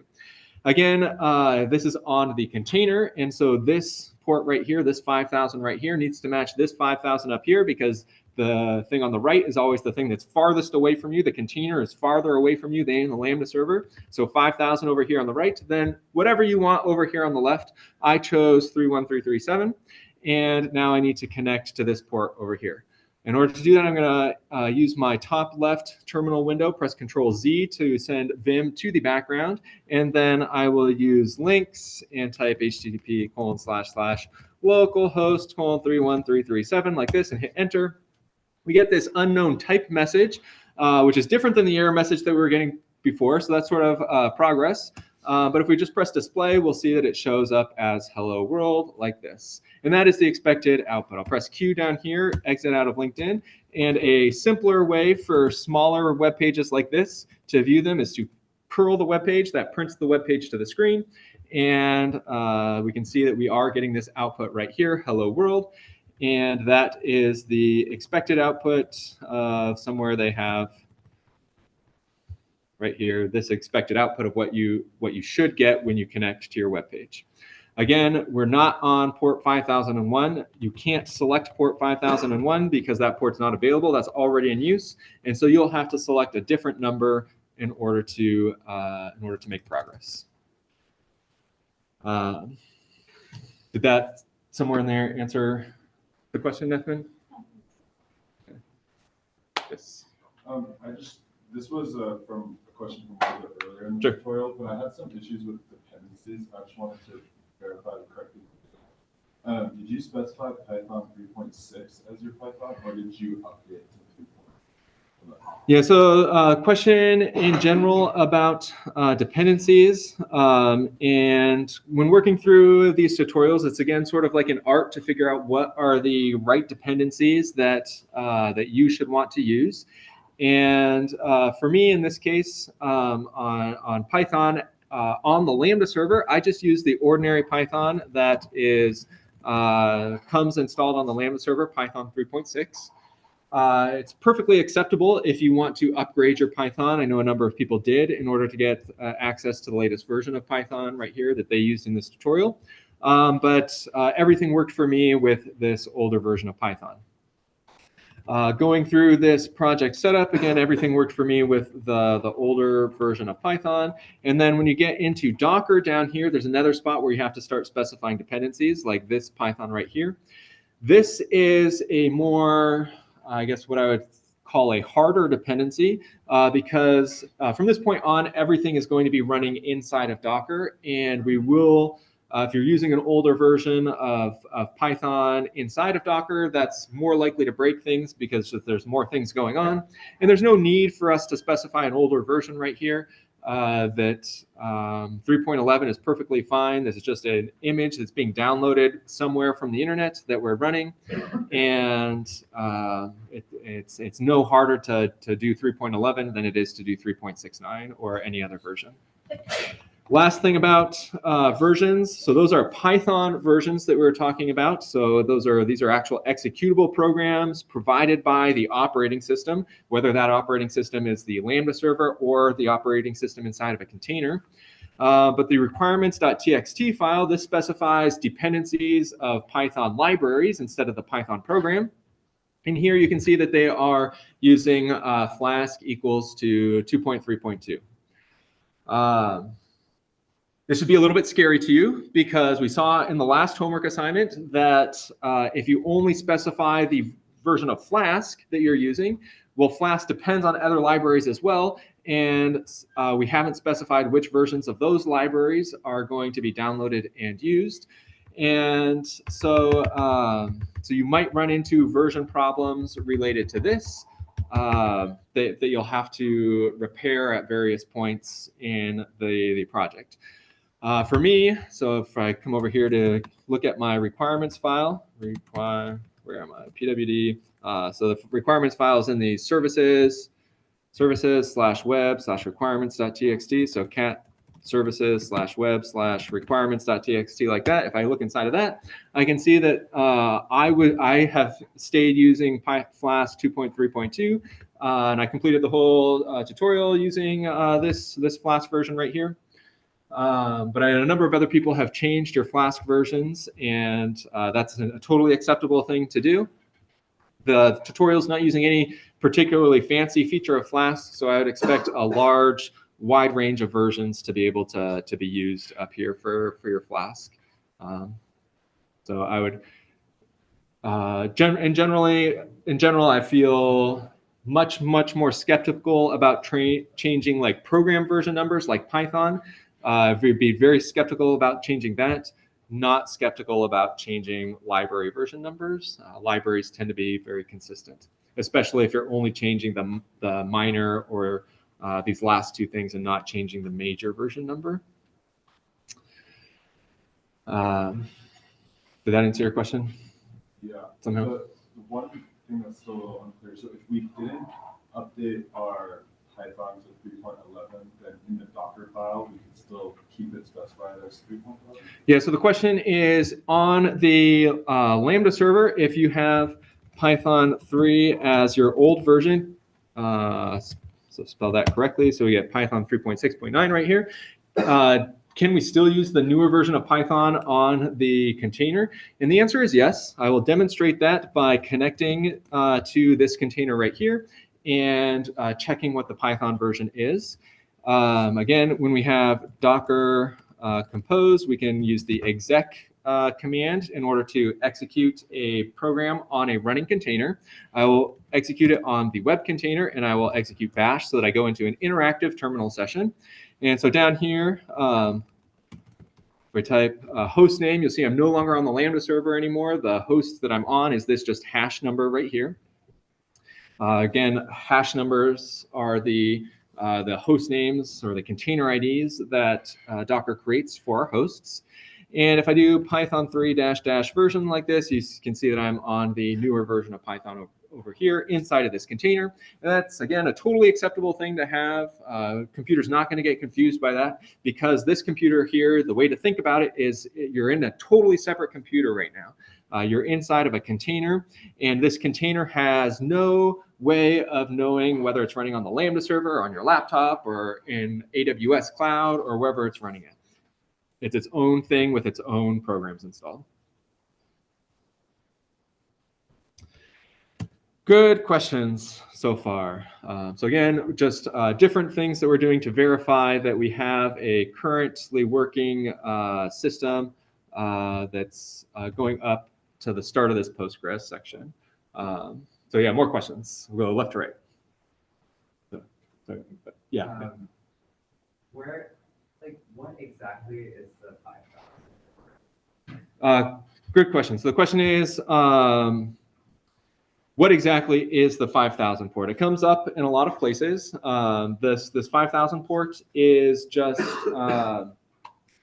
it's Docker's, or sorry, it's Flask's default port to serve information on, and the reason we know it's 5,000 is just because down here we're looking at the output of the Flask app and it says it's serving it on 5,000. If Flask told us a different number down here, then we would be inside of our Docker compose file. We would have to, I'm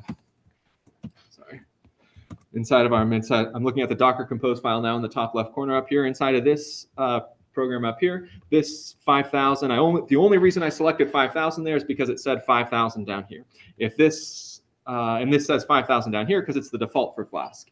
If I were to change the code somehow in the app.py file, which a number of people did in order to have a different number be displayed down here, then I would have to change this number up here so that those two things match, so that the port that is exposed on the container matches the port that's being served. There's nothing magical about any of these numbers. It's just the number that the program happens to be using. Does that answer the question? Another question? Yeah. Is the purpose of the virtual environment that we made just to test that JSON?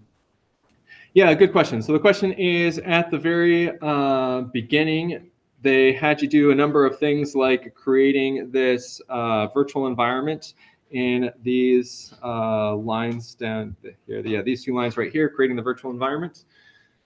And the question is, what is the purpose of that? You're never going to need this environment again. It's only used inside of this first setup so that just to verify that you do have a program running without the additional complexity of Docker. And it's sort of a standard practice that most people, most Python developers follow, is that whenever you're starting a new project, you have your own virtual environment for that project. These Python virtual environments, all they are is a collection of libraries that's been installed. And this is one Python native way of dependency management. It allows you to have inside of these virtual environments different versions of libraries installed for different projects. We won't need to do this for Docker because Docker not only supports, so I guess, yeah, Docker does this and a whole lot more stuff. It supports not only different versions of libraries, but different versions of entire operating systems. So this is sort of like Python's small, weak sort of solution to dependency management, and but Docker is this and a lot more. Good questions. Nico? When I try to run this like Python manage run in the setup, it says that cannot import name app. So anytime you have something about a cannot import, it means somehow things are not installed properly. So either you're not in the environment correctly, or you didn't run the pip install at some point. Another common issue is that, so one thing that students very often like to do is you like to use the cd command to move around to do things in a folder. But in general, you should never use the cd command. Once you're inside of the root of a particular project, wherever you're working, you should never use the cd command. So you'll notice previously that I did something that looked like cat services/web/requirements.txt in order to view the requirements.txt file. And I used the full relative path from my current location up here to this requirements.txt file to inspect it in a single line. That is a much better practice of things to do rather than doing cd services/web and then doing cat requirements.txt. Does the same thing in the end, except now I'm in a different folder. And so if I run my commands from a different folder, then things are unlikely to work. All of your all of tutorials, all of Python commands, everything is always expecting you to be running the commands from the root of the project folder. And if the thing that is inspiring me to talk about this right now is there was a problem with import. Import was not able to find a particular file. Another common reason why import can't find a file is because your working directory is not the correct folder, is not the root of the project where you're currently working. And so that's one other cause of a problem like that. But in general, if for whatever reason the stuff in the project setup you couldn't get that to work, but the stuff in Docker you could get to work, then that's an okay place to be. You'll never need the stuff outside of Docker ever again in this tutorial. It's just the stuff inside of Docker right here.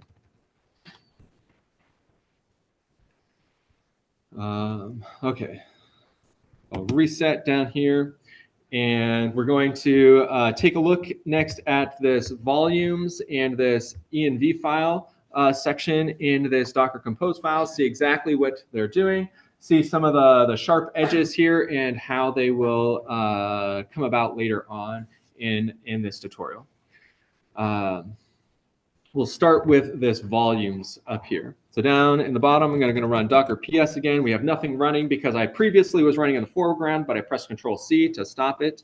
We'll do Docker Compose up-D now, what they recommended that I do over here in order to send things to the background after running it.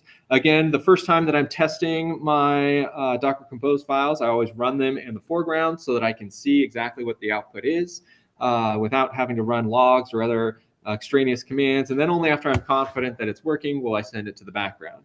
So there we go, send that to the background.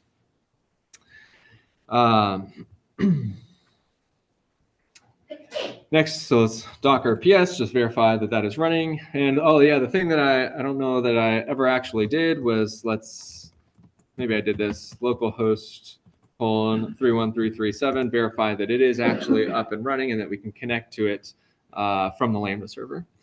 Today, I'm only going to be connecting to it from the Lambda server and not doing any more port forwarding to the laptop to try to connect from the laptop. But yes, this volume's over here. So we saw previously that volumes connects this thing on the left-hand side to on the Lambda server, this folder on the Lambda server to this folder on the container. Let's just see what that looks like again. I'll do docker compose exec bash, and then my service name web like this. Uh-oh, up arrow. I am failing to use my tab completion, so I'm getting typos over there. And so I'll use tab completion to run Docker compose without a typo. Then still getting Docker compose exec.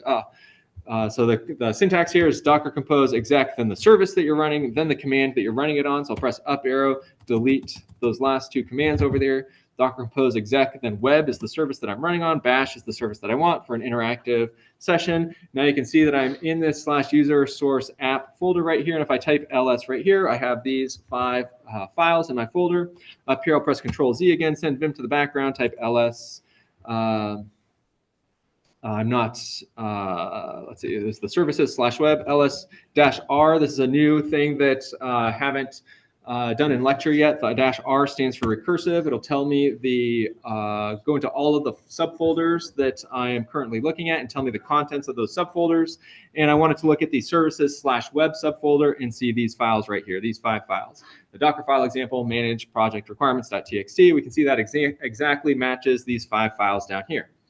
I'll come back up in my top left window and reopen Docker Compose, or sorry, reopen Vim, which is looking at Docker Compose. And again, our bind mount over here, this volume that we have, maps this thing on the left-hand side to the thing on the right-hand side, maps this services /web folder to this user source app folder. And on the container in the user source app folder, I have these files down here. Up in the top left, Control-Z, come back so I can see that on the Lambda server in the services web folder, I have those same exact files down here. I'll verify that again with ls services /web like this. And so just one command that only has that as output. But again, notice that I'm not CDing into that folder in order to examine it. I'm just examining the contents, staying in the root of my current project. So get out of the habit of running CD and in the habit of running these commands from the root of the project. And again, these are exactly the same folder now. Docker is mapping these 2 folders between these 2 computers. And so if in one location, say down here in the bottom left where I'm currently connected to the container, I create a new file like touch created on container and hit enter and type ls, we can see that that file now exists inside of the container. And if I press the up arrow up here, we can see that that file now exists inside of the Lambda server as well. Created on container right here. Similarly, if I do touch services /web /created on Lambda and hit enter. In the top left, I created this file right here, verify that it exists with ls/services /webs, and we have these 2 created on up here. And down here in the bottom left, I can do ls and verify that that file was in fact created down here. So why did we? Why do we have this ability to transfer things between the Lambda server and the containers? It's because of this volume right here that says this folder on the Lambda server is mapped to this folder on the container. Again, the thing to the left of the colon is the thing that's closest to you. So the hard drive on the Lambda server is closer to you than the container. And so this is the location on the Lambda server. The thing on the right is the container. It's farther away from you. So this is the location on the container. Okay. So why is this important? How is this going to come up in the tutorial? Well, it turns out that throughout the tutorial, they're going to ask you to modify many of the files that are existing in this web server, existing in this services /web folder. And it would be really annoying if every time you modified those things, you had to do docker compose down and docker compose build and docker compose up. This is the standard thing of what you would have to do anytime you modify your Python code in order to see those changes take effect. You have to bring the containers down, build those containers once again from the Docker file, and then bring it back up. And that takes a long time to do all of those steps. That's I know we're waiting here around for just a couple seconds when I haven't even made any changes. When I make changes, it takes even longer to run all of those commands. So let's bring it back up in the background over here. And what this volume allows you to do is to just directly make these changes to your files and see those changes immediately take effect. So I have my web server running. Again, I'll run docker ps down here in the bottom left.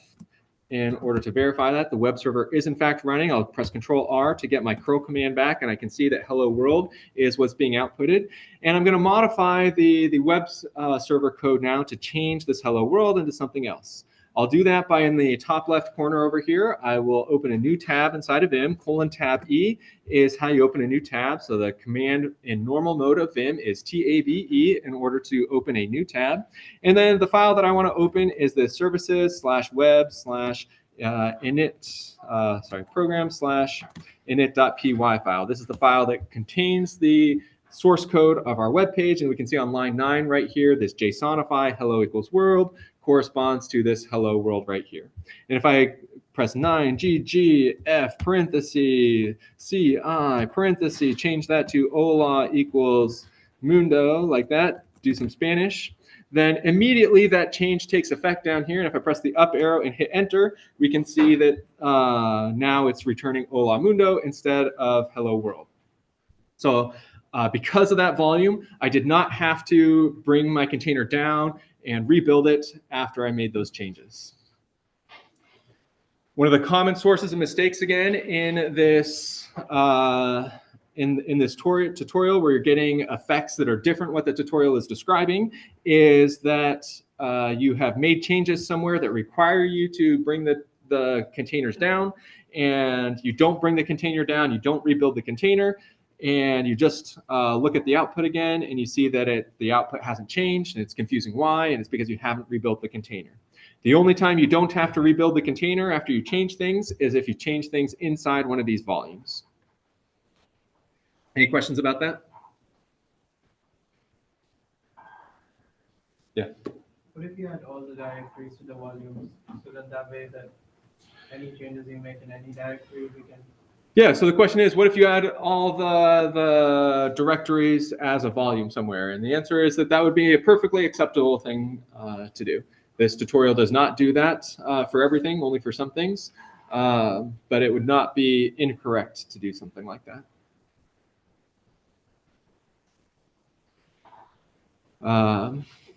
Let's see, one last issue with these volumes. What happens if you make a syntax error somewhere? So I'm going to press X right here, delete that quotation mark. You can see that this is no longer valid Python code up here.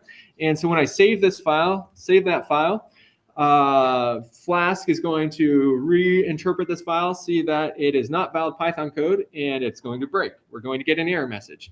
Down here, when I press the up arrow and rerun curl, you can see now I no longer have a connection to the Lambda server, or sorry, to the container that is running on the Lambda server, because that container no longer exists. If I run docker ps, I can see that that container no longer exists because the program that it was running, which was this program right here, had a syntax error, and so it crashed.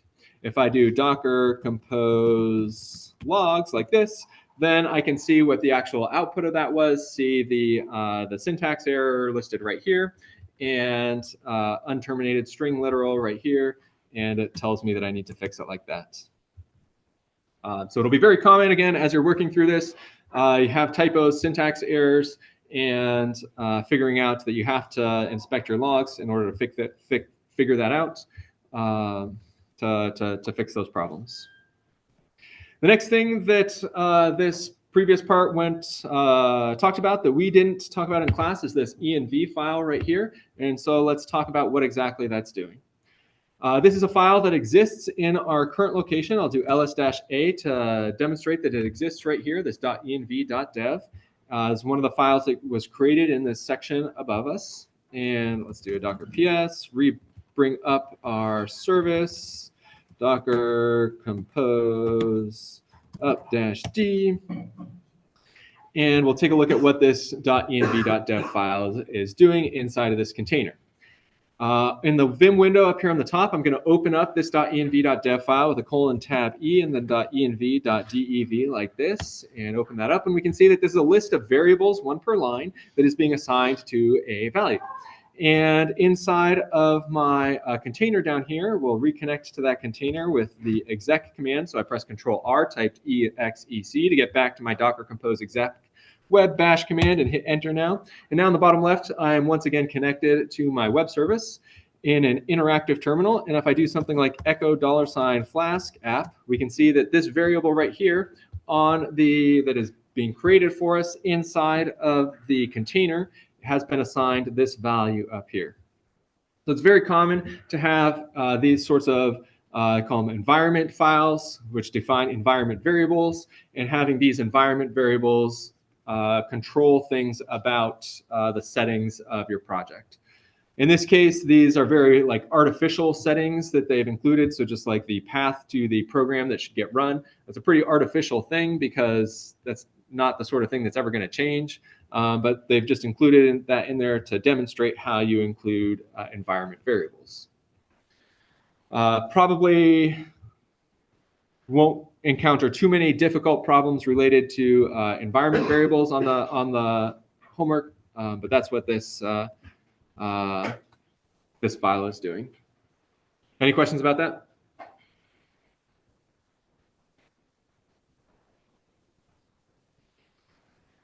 Okay. Let's see, how many people were able to, so we actually haven't started this new Postgres part yet. We've just talked about the previous part up here. How many people like currently have things working where you can do the curl command, like you have a web service running and you can connect to it with something like curl? How many people have something like that working? Not a whole lot? Third of the class-ish? Okay. Yeah, we will. I'm going to go over some of the sharp edges again here with this. So the format of the rest of the class here, I'm going to go over some of these sharp edges with Postgres right here, highlighting things. Those of you who are at this stage can follow along with things. I recommend you do follow along with things. Type in with me. Those of you who aren't at this stage yet, again, this is all being recorded, so you will have access to it at later on while you're working, so you can follow along with the recording if you'd like to. But yeah, we'll go on to this Postgres part here and actually talk about the new stuff now. So another likely cause of mistakes throughout this tutorial is there are going to be many spots where the tutorial asks you to modify somehow a file that you already have that exists, like this dockercompose.yaml. I already have a file dockercompose.yaml that has a bunch of things in it. In this case, the modifications are not too bad because they just start right here and they all go to the end. Everything above that is all the same. In the future, there'll be changes that are interwoven all throughout, and so you'll have to practice your skills of just diffing through your eyes. Sometimes we call it a manual diff of the two different files to see what lines are different between the tutorial and what you have in order to make the right changes. There's one change over here to the web service. This depends on DB. And then everything down here, this new DB service is the main new change. So I'm going to copy all of this into Vim. In order to copy and paste into Vim, I will press Shift G to take me to the bottom of my file over here, lowercase o to put me into insert mode on a new line below, and then I just literally paste. On a Linux machine, you can middle click to paste, and then everything's been added. You see that I still have some weird formatting stuff up over here, so I'll press 14GG to take me to that line, and then Shift less than sign to indent back to the left. And now I think everything in my Docker Compose should match up with what they have. I guess except the ports, we've adjusted that to change it to our settings. So instead of 5001, I used this number, and you will have your own different number. Escape:\W, save that, and now we're going to test our DB service, make sure that it works. In order to test it, the first thing that I'm going to do, I'll bring down my previous services that we're running, and then I will try running Docker compose up. And the first time that you run this, you'll have to download this DB service, and this will probably result in a big, long, complicated error message for you. I fixed that error message in the first section, and I forgot to re-enable it, so I apologize that I'm not encountering an error message. But the way to fix that error message, maybe I will recreate that error message really quick. If you're getting an error message that looks something like ends in something credential store, yeah, something about credentials, and the Docker Compose is not working for you for that reason, then the way that I solved that is I just Googled that error message to figure out what it was, saw this answer right here, and am putting that answer, modifying the config.json file to match this person's config.json file, which they claimed worked. And so on line 3 over here, probably used to look something like secret store, something like that, and changing that to be empty. By default, Docker is set up so that you can connect to, say, like AWS or cloud services, and this credential store is like how you're storing your credentials to those cloud services, and the error is related to that you don't have credentials for those cloud services, so it can't do anything, and we'll just delete that, and that will should solve the problem, so that Docker Compose up will bring up the database for you.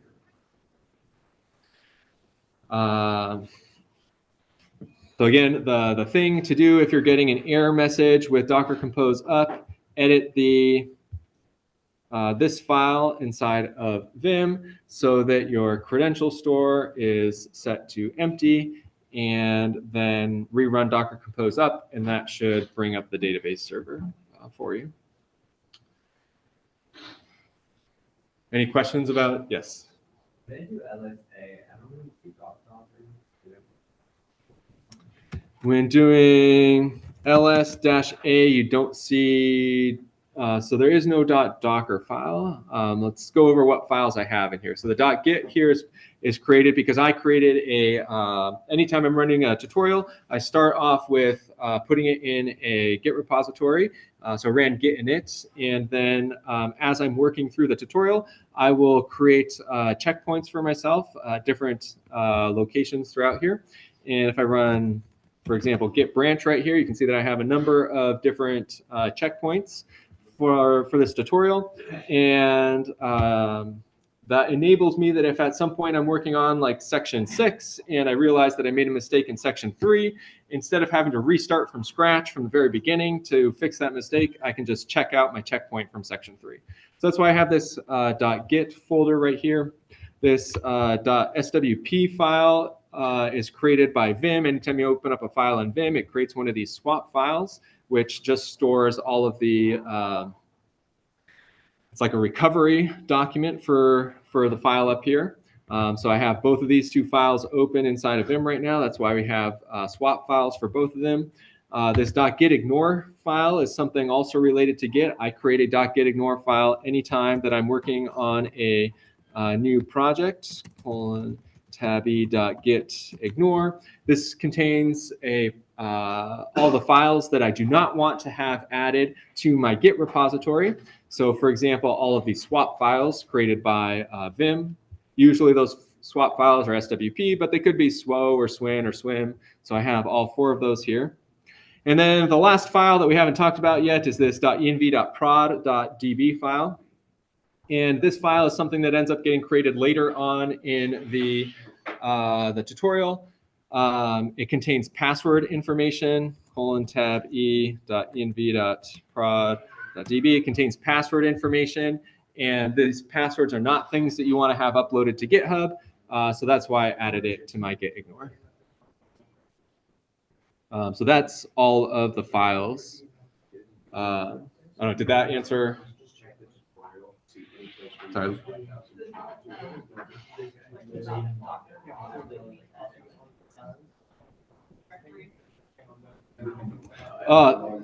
Sorry, yeah. So the this file right here to edit is in the home folder, not in the project folders. I know it's in the home folder because it starts with a tilde over here, tilde/.docker/config.json. Edit that in order to look like this. Oliver? So the checkpoint branches that you're creating, that's something that you're just doing manually at each step. You're just creating a new branch. Yeah, so all of these branches that I have down here are things that the tutorial does not mention creating a Git repository at all. It does not mention creating Git branches, but they're just things that I did for my own benefit to help me recover from a different step in the tutorial. So each one of these corresponds to a different section location that I thought I might need to go back to recover from. Or if I was like, I'm done for the day, I'm totally sick of this, then I will make a checkpoint at this location and then come back to it tomorrow. So if we're moving from one checkpoint to the next, is there a way to add all the files in that checkpoint? So just running git add dot adds everything in your current project to Git. Yes. If we don't have or can't find the .docker file, like what's your solution? So let's see. So the question is a handful of questions about finding this .docker file and where's it at. It is not in your current folder. It's in your root folder. So I type cd to go back to my root folder, type pwd to see that I'm here. ls-a down here, there should be a .docker. This thing is created automatically by Docker during the installation, so you should have it.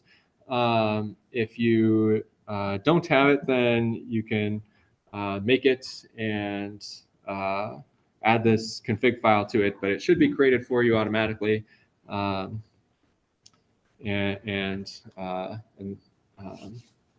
If for whatever reason you're having problems getting that, then that'll be a long enough thing to fix that I'll have to take a look at that a little bit later. I'm going to go back to the folder that I was previously at. A nice little trick in the shell is if you do cd dash, the dash stands for the folder that you were previously at. So cd dash takes me back to my flask-on-docker repository, and I don't have to waste my finger energy typing that out again. Say docker ps. I don't currently have anything running, but let's do a docker compose up-d to build it, send it all to the background like that, docker ps, and now we have these two services running for us.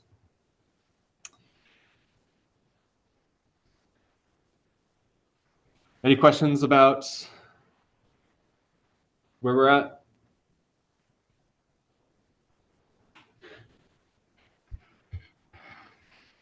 Okay, in this Postgres section, we're going to, there's a handful of things where it asks you to create or modify different files. We're going to skip over that, and I'm going to look for a program called pSQL, PSQL.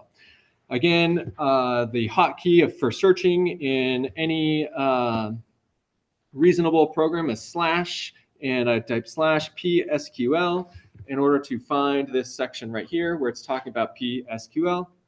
And this is a tool that you'll need to be able to use in order to debug things that are going on with the database system.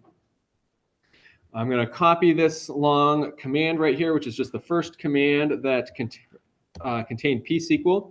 And again, going over what it's doing. So docker compose exec, I'm running a program inside of the DB service, and the name of that program is pSQL, and I'm passing these arguments to the pSQL program. If I hit enter and everything is working, then I will have a new environment down here, a new prompt where I can type in my SQL commands. This environment that we're in right now is very similar to the SQLite environment that we used in previous labs.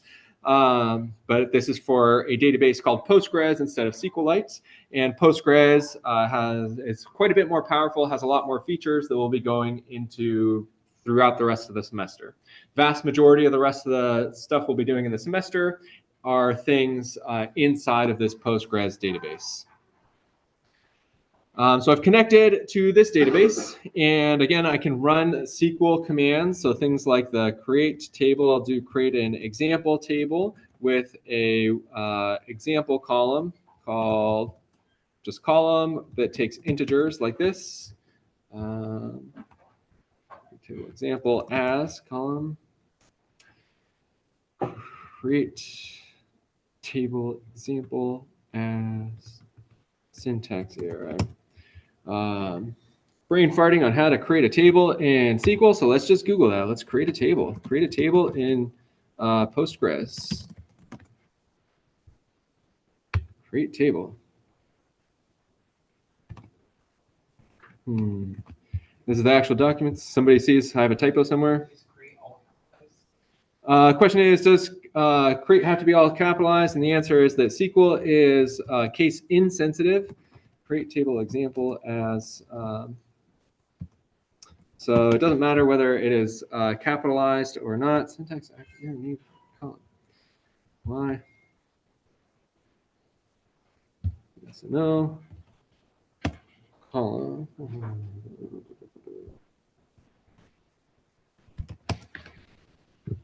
What am I doing?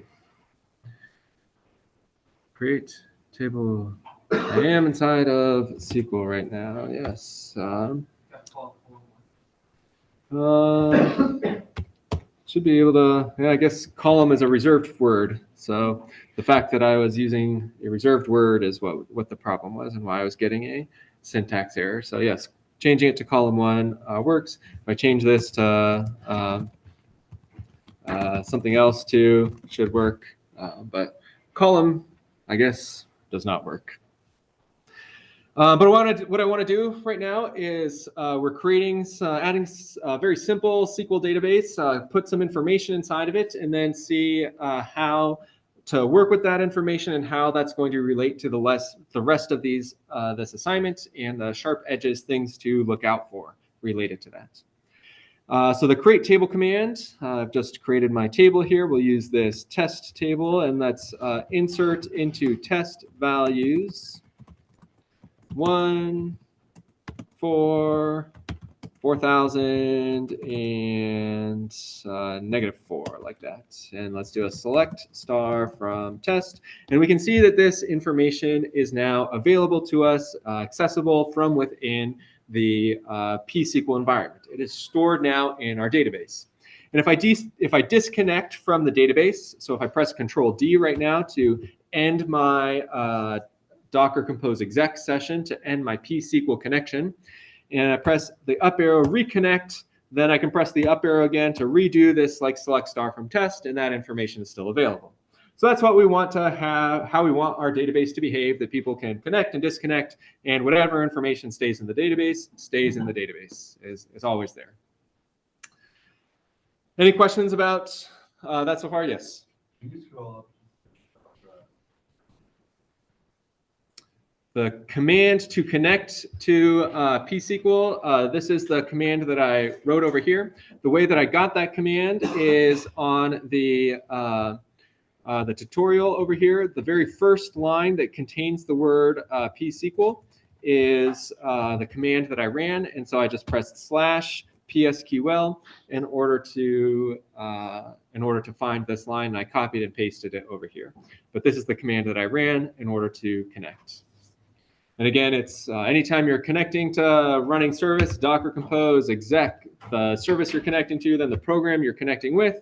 In this case, I'm connecting with these flags over here, which specify my credentials, which happen to match these like username sort of credentials over here. So it's able to log me in correctly. Any other questions about where we're at right now?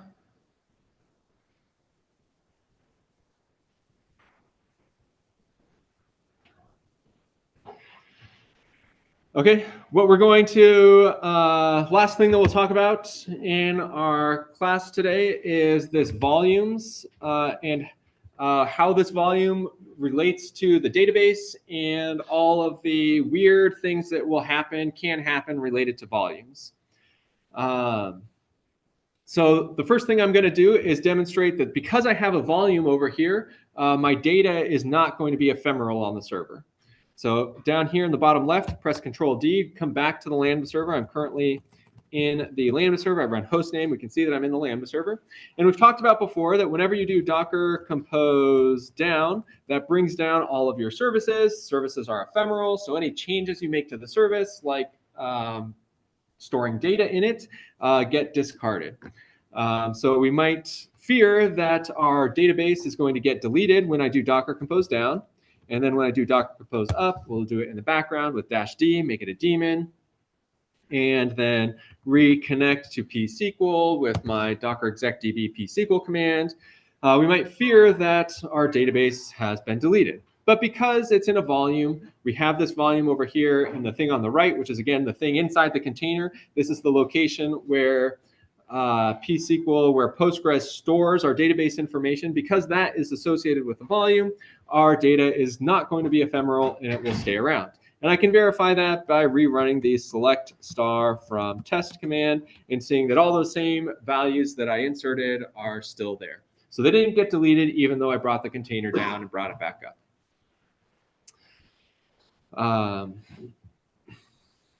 Any questions about that?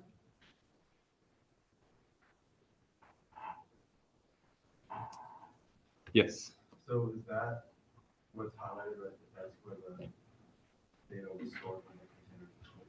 Exactly. So the question is, this folder right here, this is on the container where the data is being stored, and that's correct. This is where Postgres stores data.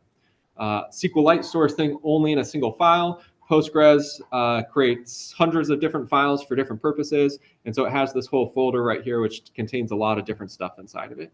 But ultimately, it contains this table and values that we created in the last session.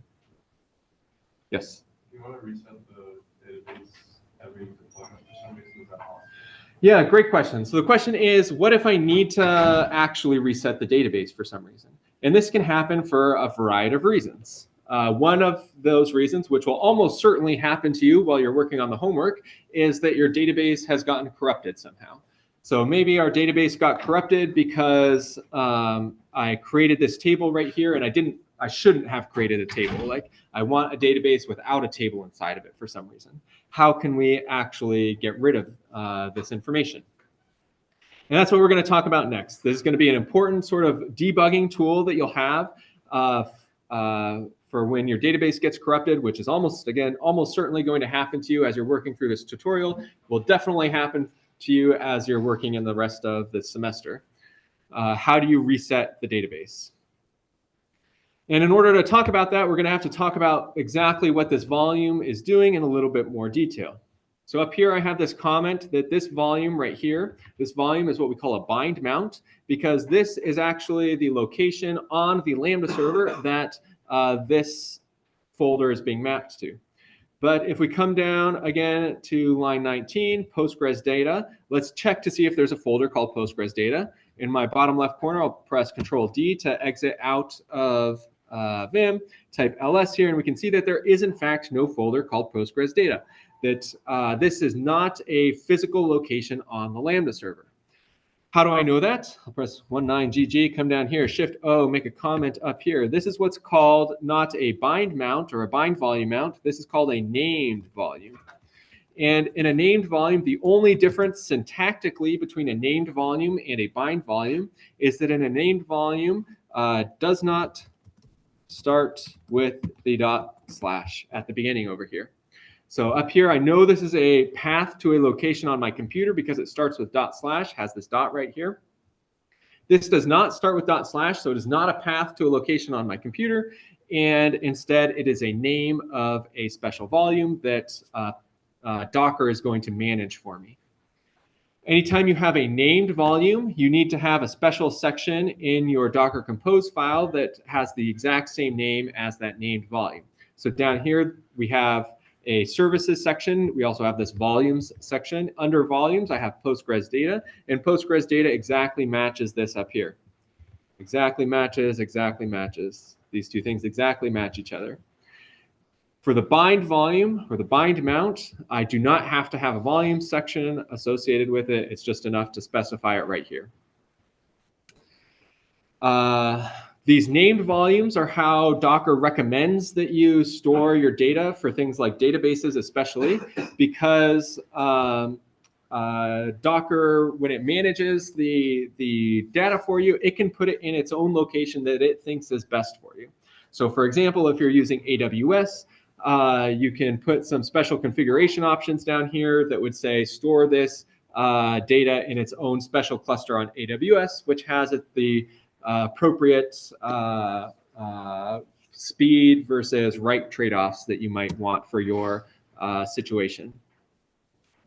So these named volumes are a lot more powerful than these bind volumes, and so that's why they're traditionally used, especially for database information.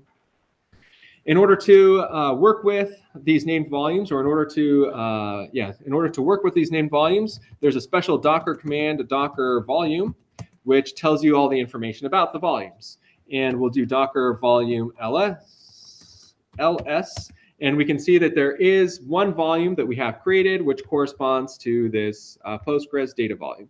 Again, anytime you're using Docker Compose and it's naming something, the thing to the left of the underscore is going to be the name of the current folder you're in, because the current folder is the name of like your project. So this is the flask-on-docker project. So that's where this part on the left comes from. And then the stuff on the right comes from the actual name of the volume over here in this case. And if I wanted to delete this volume, I could do something like docker rm and then the name of the volume, and it would delete it. In this case, I'm getting an error saying that sorry, not docker rm, docker volume rm. Docker rm deletes a container, docker volume rm to delete a volume. We're saying that we're getting an error now because this container, this volume is in use, and so it can't delete it because there's a machine, a container currently running using it. And so in order to actually delete it, you can do docker compose down, and then do the docker volume rm. That actually deleted it. And so now when I do docker compose up -d, send it to the foreground once again. And if I run docker volume ls, we can see that a new volume of that name has been created. But when I run psql like this and connect and try to do a select star from my example, there is no example folder. There is no example table. Maybe I called it test. There is no test table. And so that information has in fact been deleted. They don't spend very much time in the tutorial mentioning this sort of information. It's just this note right here that talks about it. And they mention that if you ever get an error that looks something like database does not exist, or database is corrupted, or something that is wrong with the database, the thing to do is to delete the volume that is currently storing that database. And I showed you how to do that with the raw Docker commands, the docker volume rm command. If you do docker compose down and then add the -v flag to the end of it, that also deletes the volume as it goes down. So this over here would also be the same as what the more manual steps that we did. Any questions about those volumes?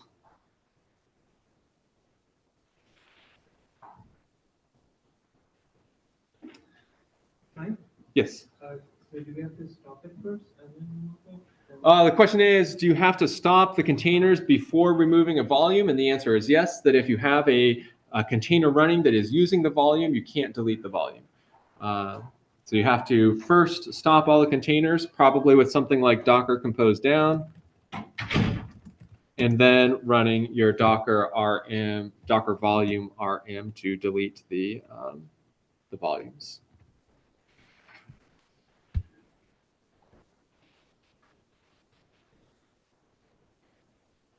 Okay, just last thing that I will say about this homework is it's a very long homework. We've gone through like, I don't know, maybe 30% of it or something at this point. And so expect it to take a lot of time. Expect to get a lot of very complicated error messages. There, you will all probably at some point receive error messages that I have never seen before and that I would have no idea what to do with. And your solution to that is that you have to dig into Google a little bit, figure out what's going on, why you're getting those error messages, and come up with solutions to that. Strongly recommend that you work with other people in the QCL over the weekend while you're doing this, so that as multiple people get to the same error messages, you can sort of combine your efforts together to figure out how to overcome those problems. But again, so most likely sources of errors are if it's related to the database, bring the volume down, delete the volume. Lots of potential errors related to versions of libraries. In the Python, especially with the requirements.txt. Well, the requirements.txt not being fully specified, or the other source of errors is just not fully copying over, missing some lines that you didn't copy over from the tutorial correctly, and that causes weird downstream effects. So that's the end of what I have to say for today. I'll go around, and if people are at spots where you have questions and want my help on things, I'll stick around for as long as there's people having questions like that. But otherwise, that's the end of the lab. So I'm just going to start from the front and go back. Are we allowed to work outside physically? Question is, are you allowed to work on this together physically outside of the QCL? And the answer is no. That's again, my motivation for wanting people to work at the QCL together is to encourage even more collaboration by having a common environment where people can go to, you know that there will be people from big data working together over there. So if you have people that you want to work with, just meet there instead of meet at the library.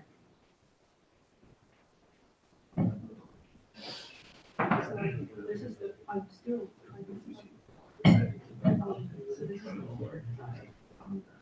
What do you think?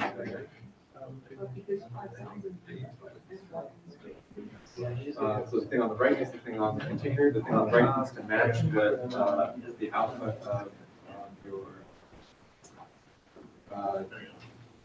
when you run Docker runs, but Flask says that it's running this. So we always want people to look at the Docker compose file at the same time as the output of our program. So don't read the Docker compose, just use a different terminal to look at the output. Oh, so that should be the opposite of the It will be the point that's specified in the output of Docker run.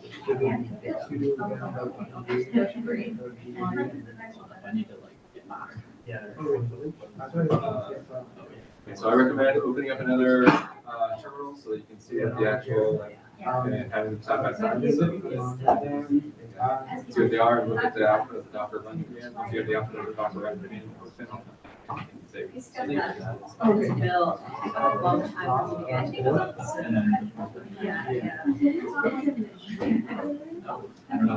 have it installed, Docker compose. So if we install Docker compose. We did that when we were doing the export. That makes so much sense. You don't want to add this.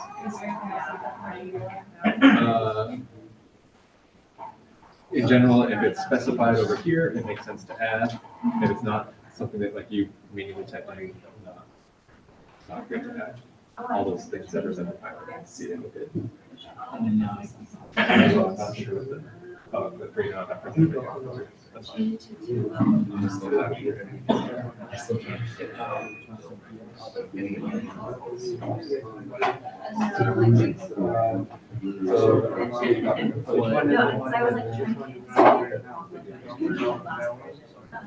So anytime we're seeing error message running,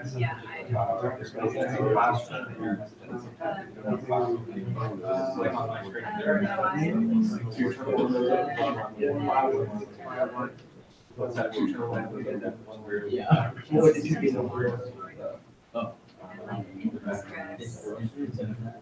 How did you SSL? yeah, I tried to change it to version. So I created a Yeah. checkpoint one. I actually started doing that. And then- Oh, yeah. So like this And is. now it's saying that. So here, I usually do that one.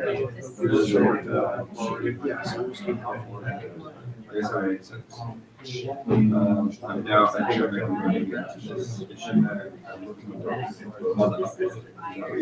Are you trying to do it on a web browser? Or is that Because I've just been doing it. well, because I'm typing it,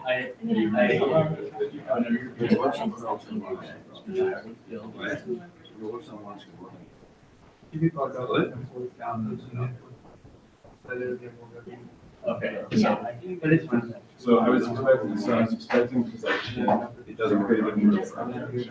My idea then was to go and ask People are saying, check class, like, you have to, you might have to, like, yeah,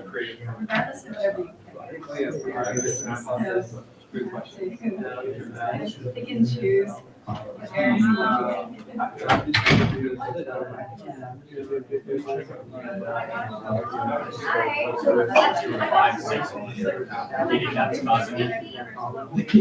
my god. Okay, so I'll exit login.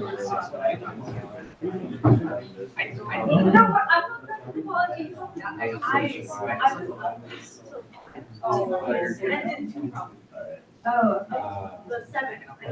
Like. Are you on? I checked like my Python was just more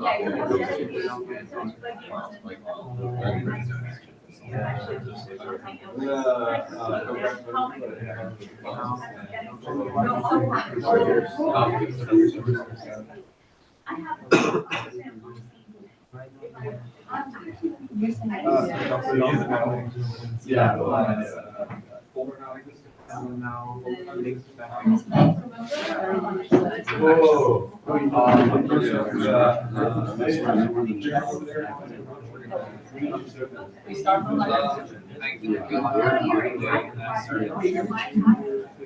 Anybody using Docker Compose is getting an error about something like a folder not existing when you're trying to build the project, then we're going to work through that error message right now.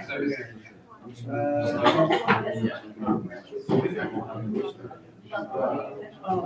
I think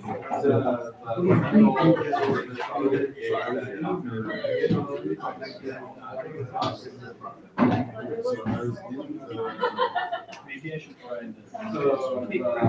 And then. I mean, I did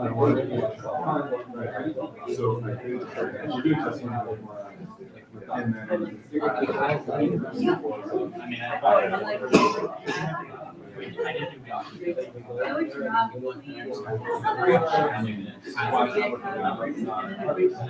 but it's like, it's like all this stuff.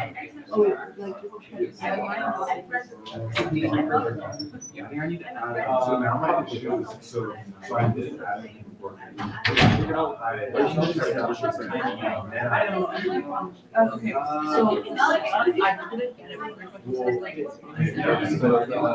So then in the. no, I cannot. Because those are, I think I can find. I just need to put forward. So basically, I'm in the main version, so scratches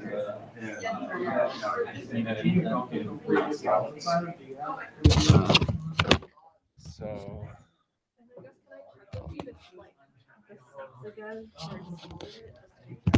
Hold on. Maybe try. No, I didn't.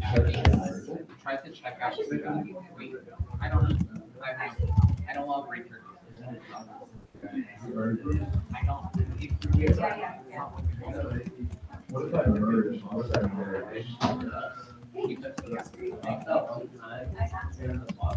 Merge and then let's see.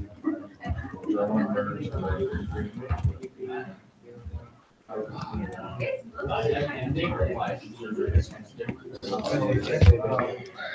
What is your user account, Amy? AU6593.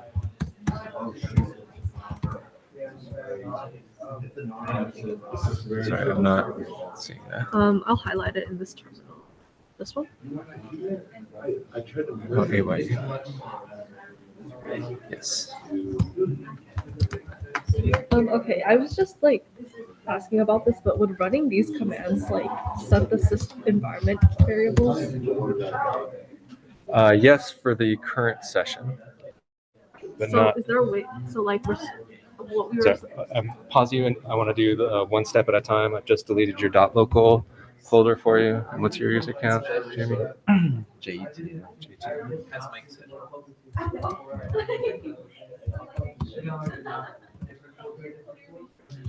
Okay, so the local folder has been, so there's the folder that Docker was trying to create those things in for you and was not able to for whatever reason. It's been deleted.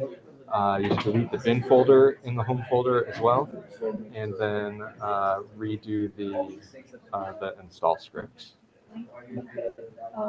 So this is yep. So I guess like in like is the problem that these only work for the current session or It's true that those variables only exist for the current session. It's not true that that's causing this problem that we're experiencing. I was just wondering because I'm wondering what could happen this problem.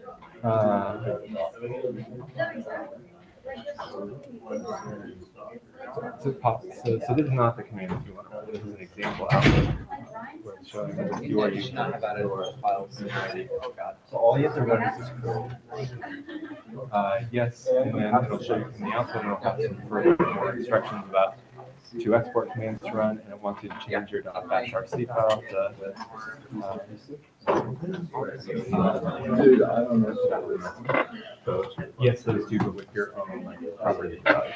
Where can I find .bash? It's in your home folder. Does this not sound like something that you? Yeah.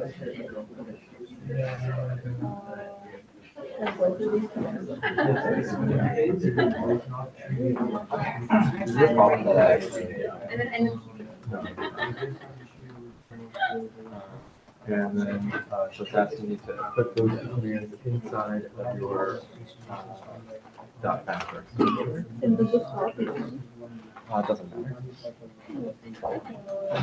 So does this part editing the bashrc file not seem like something that? I think I might have just more about this in the terminal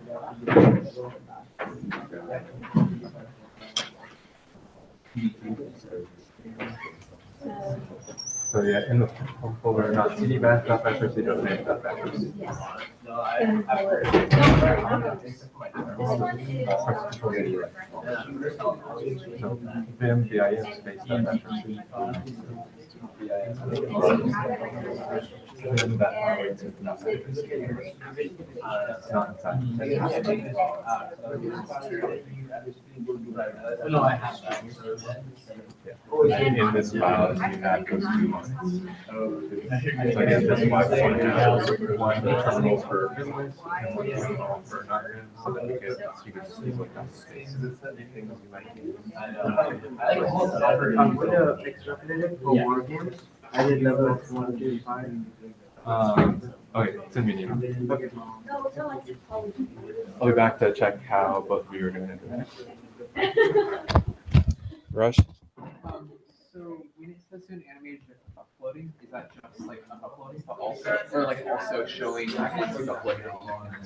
And accessing the file. Yes.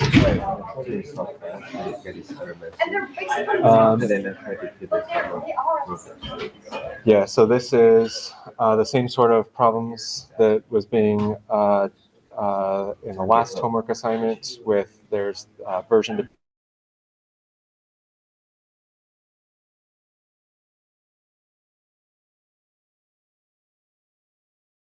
dependency set of versions that works for you.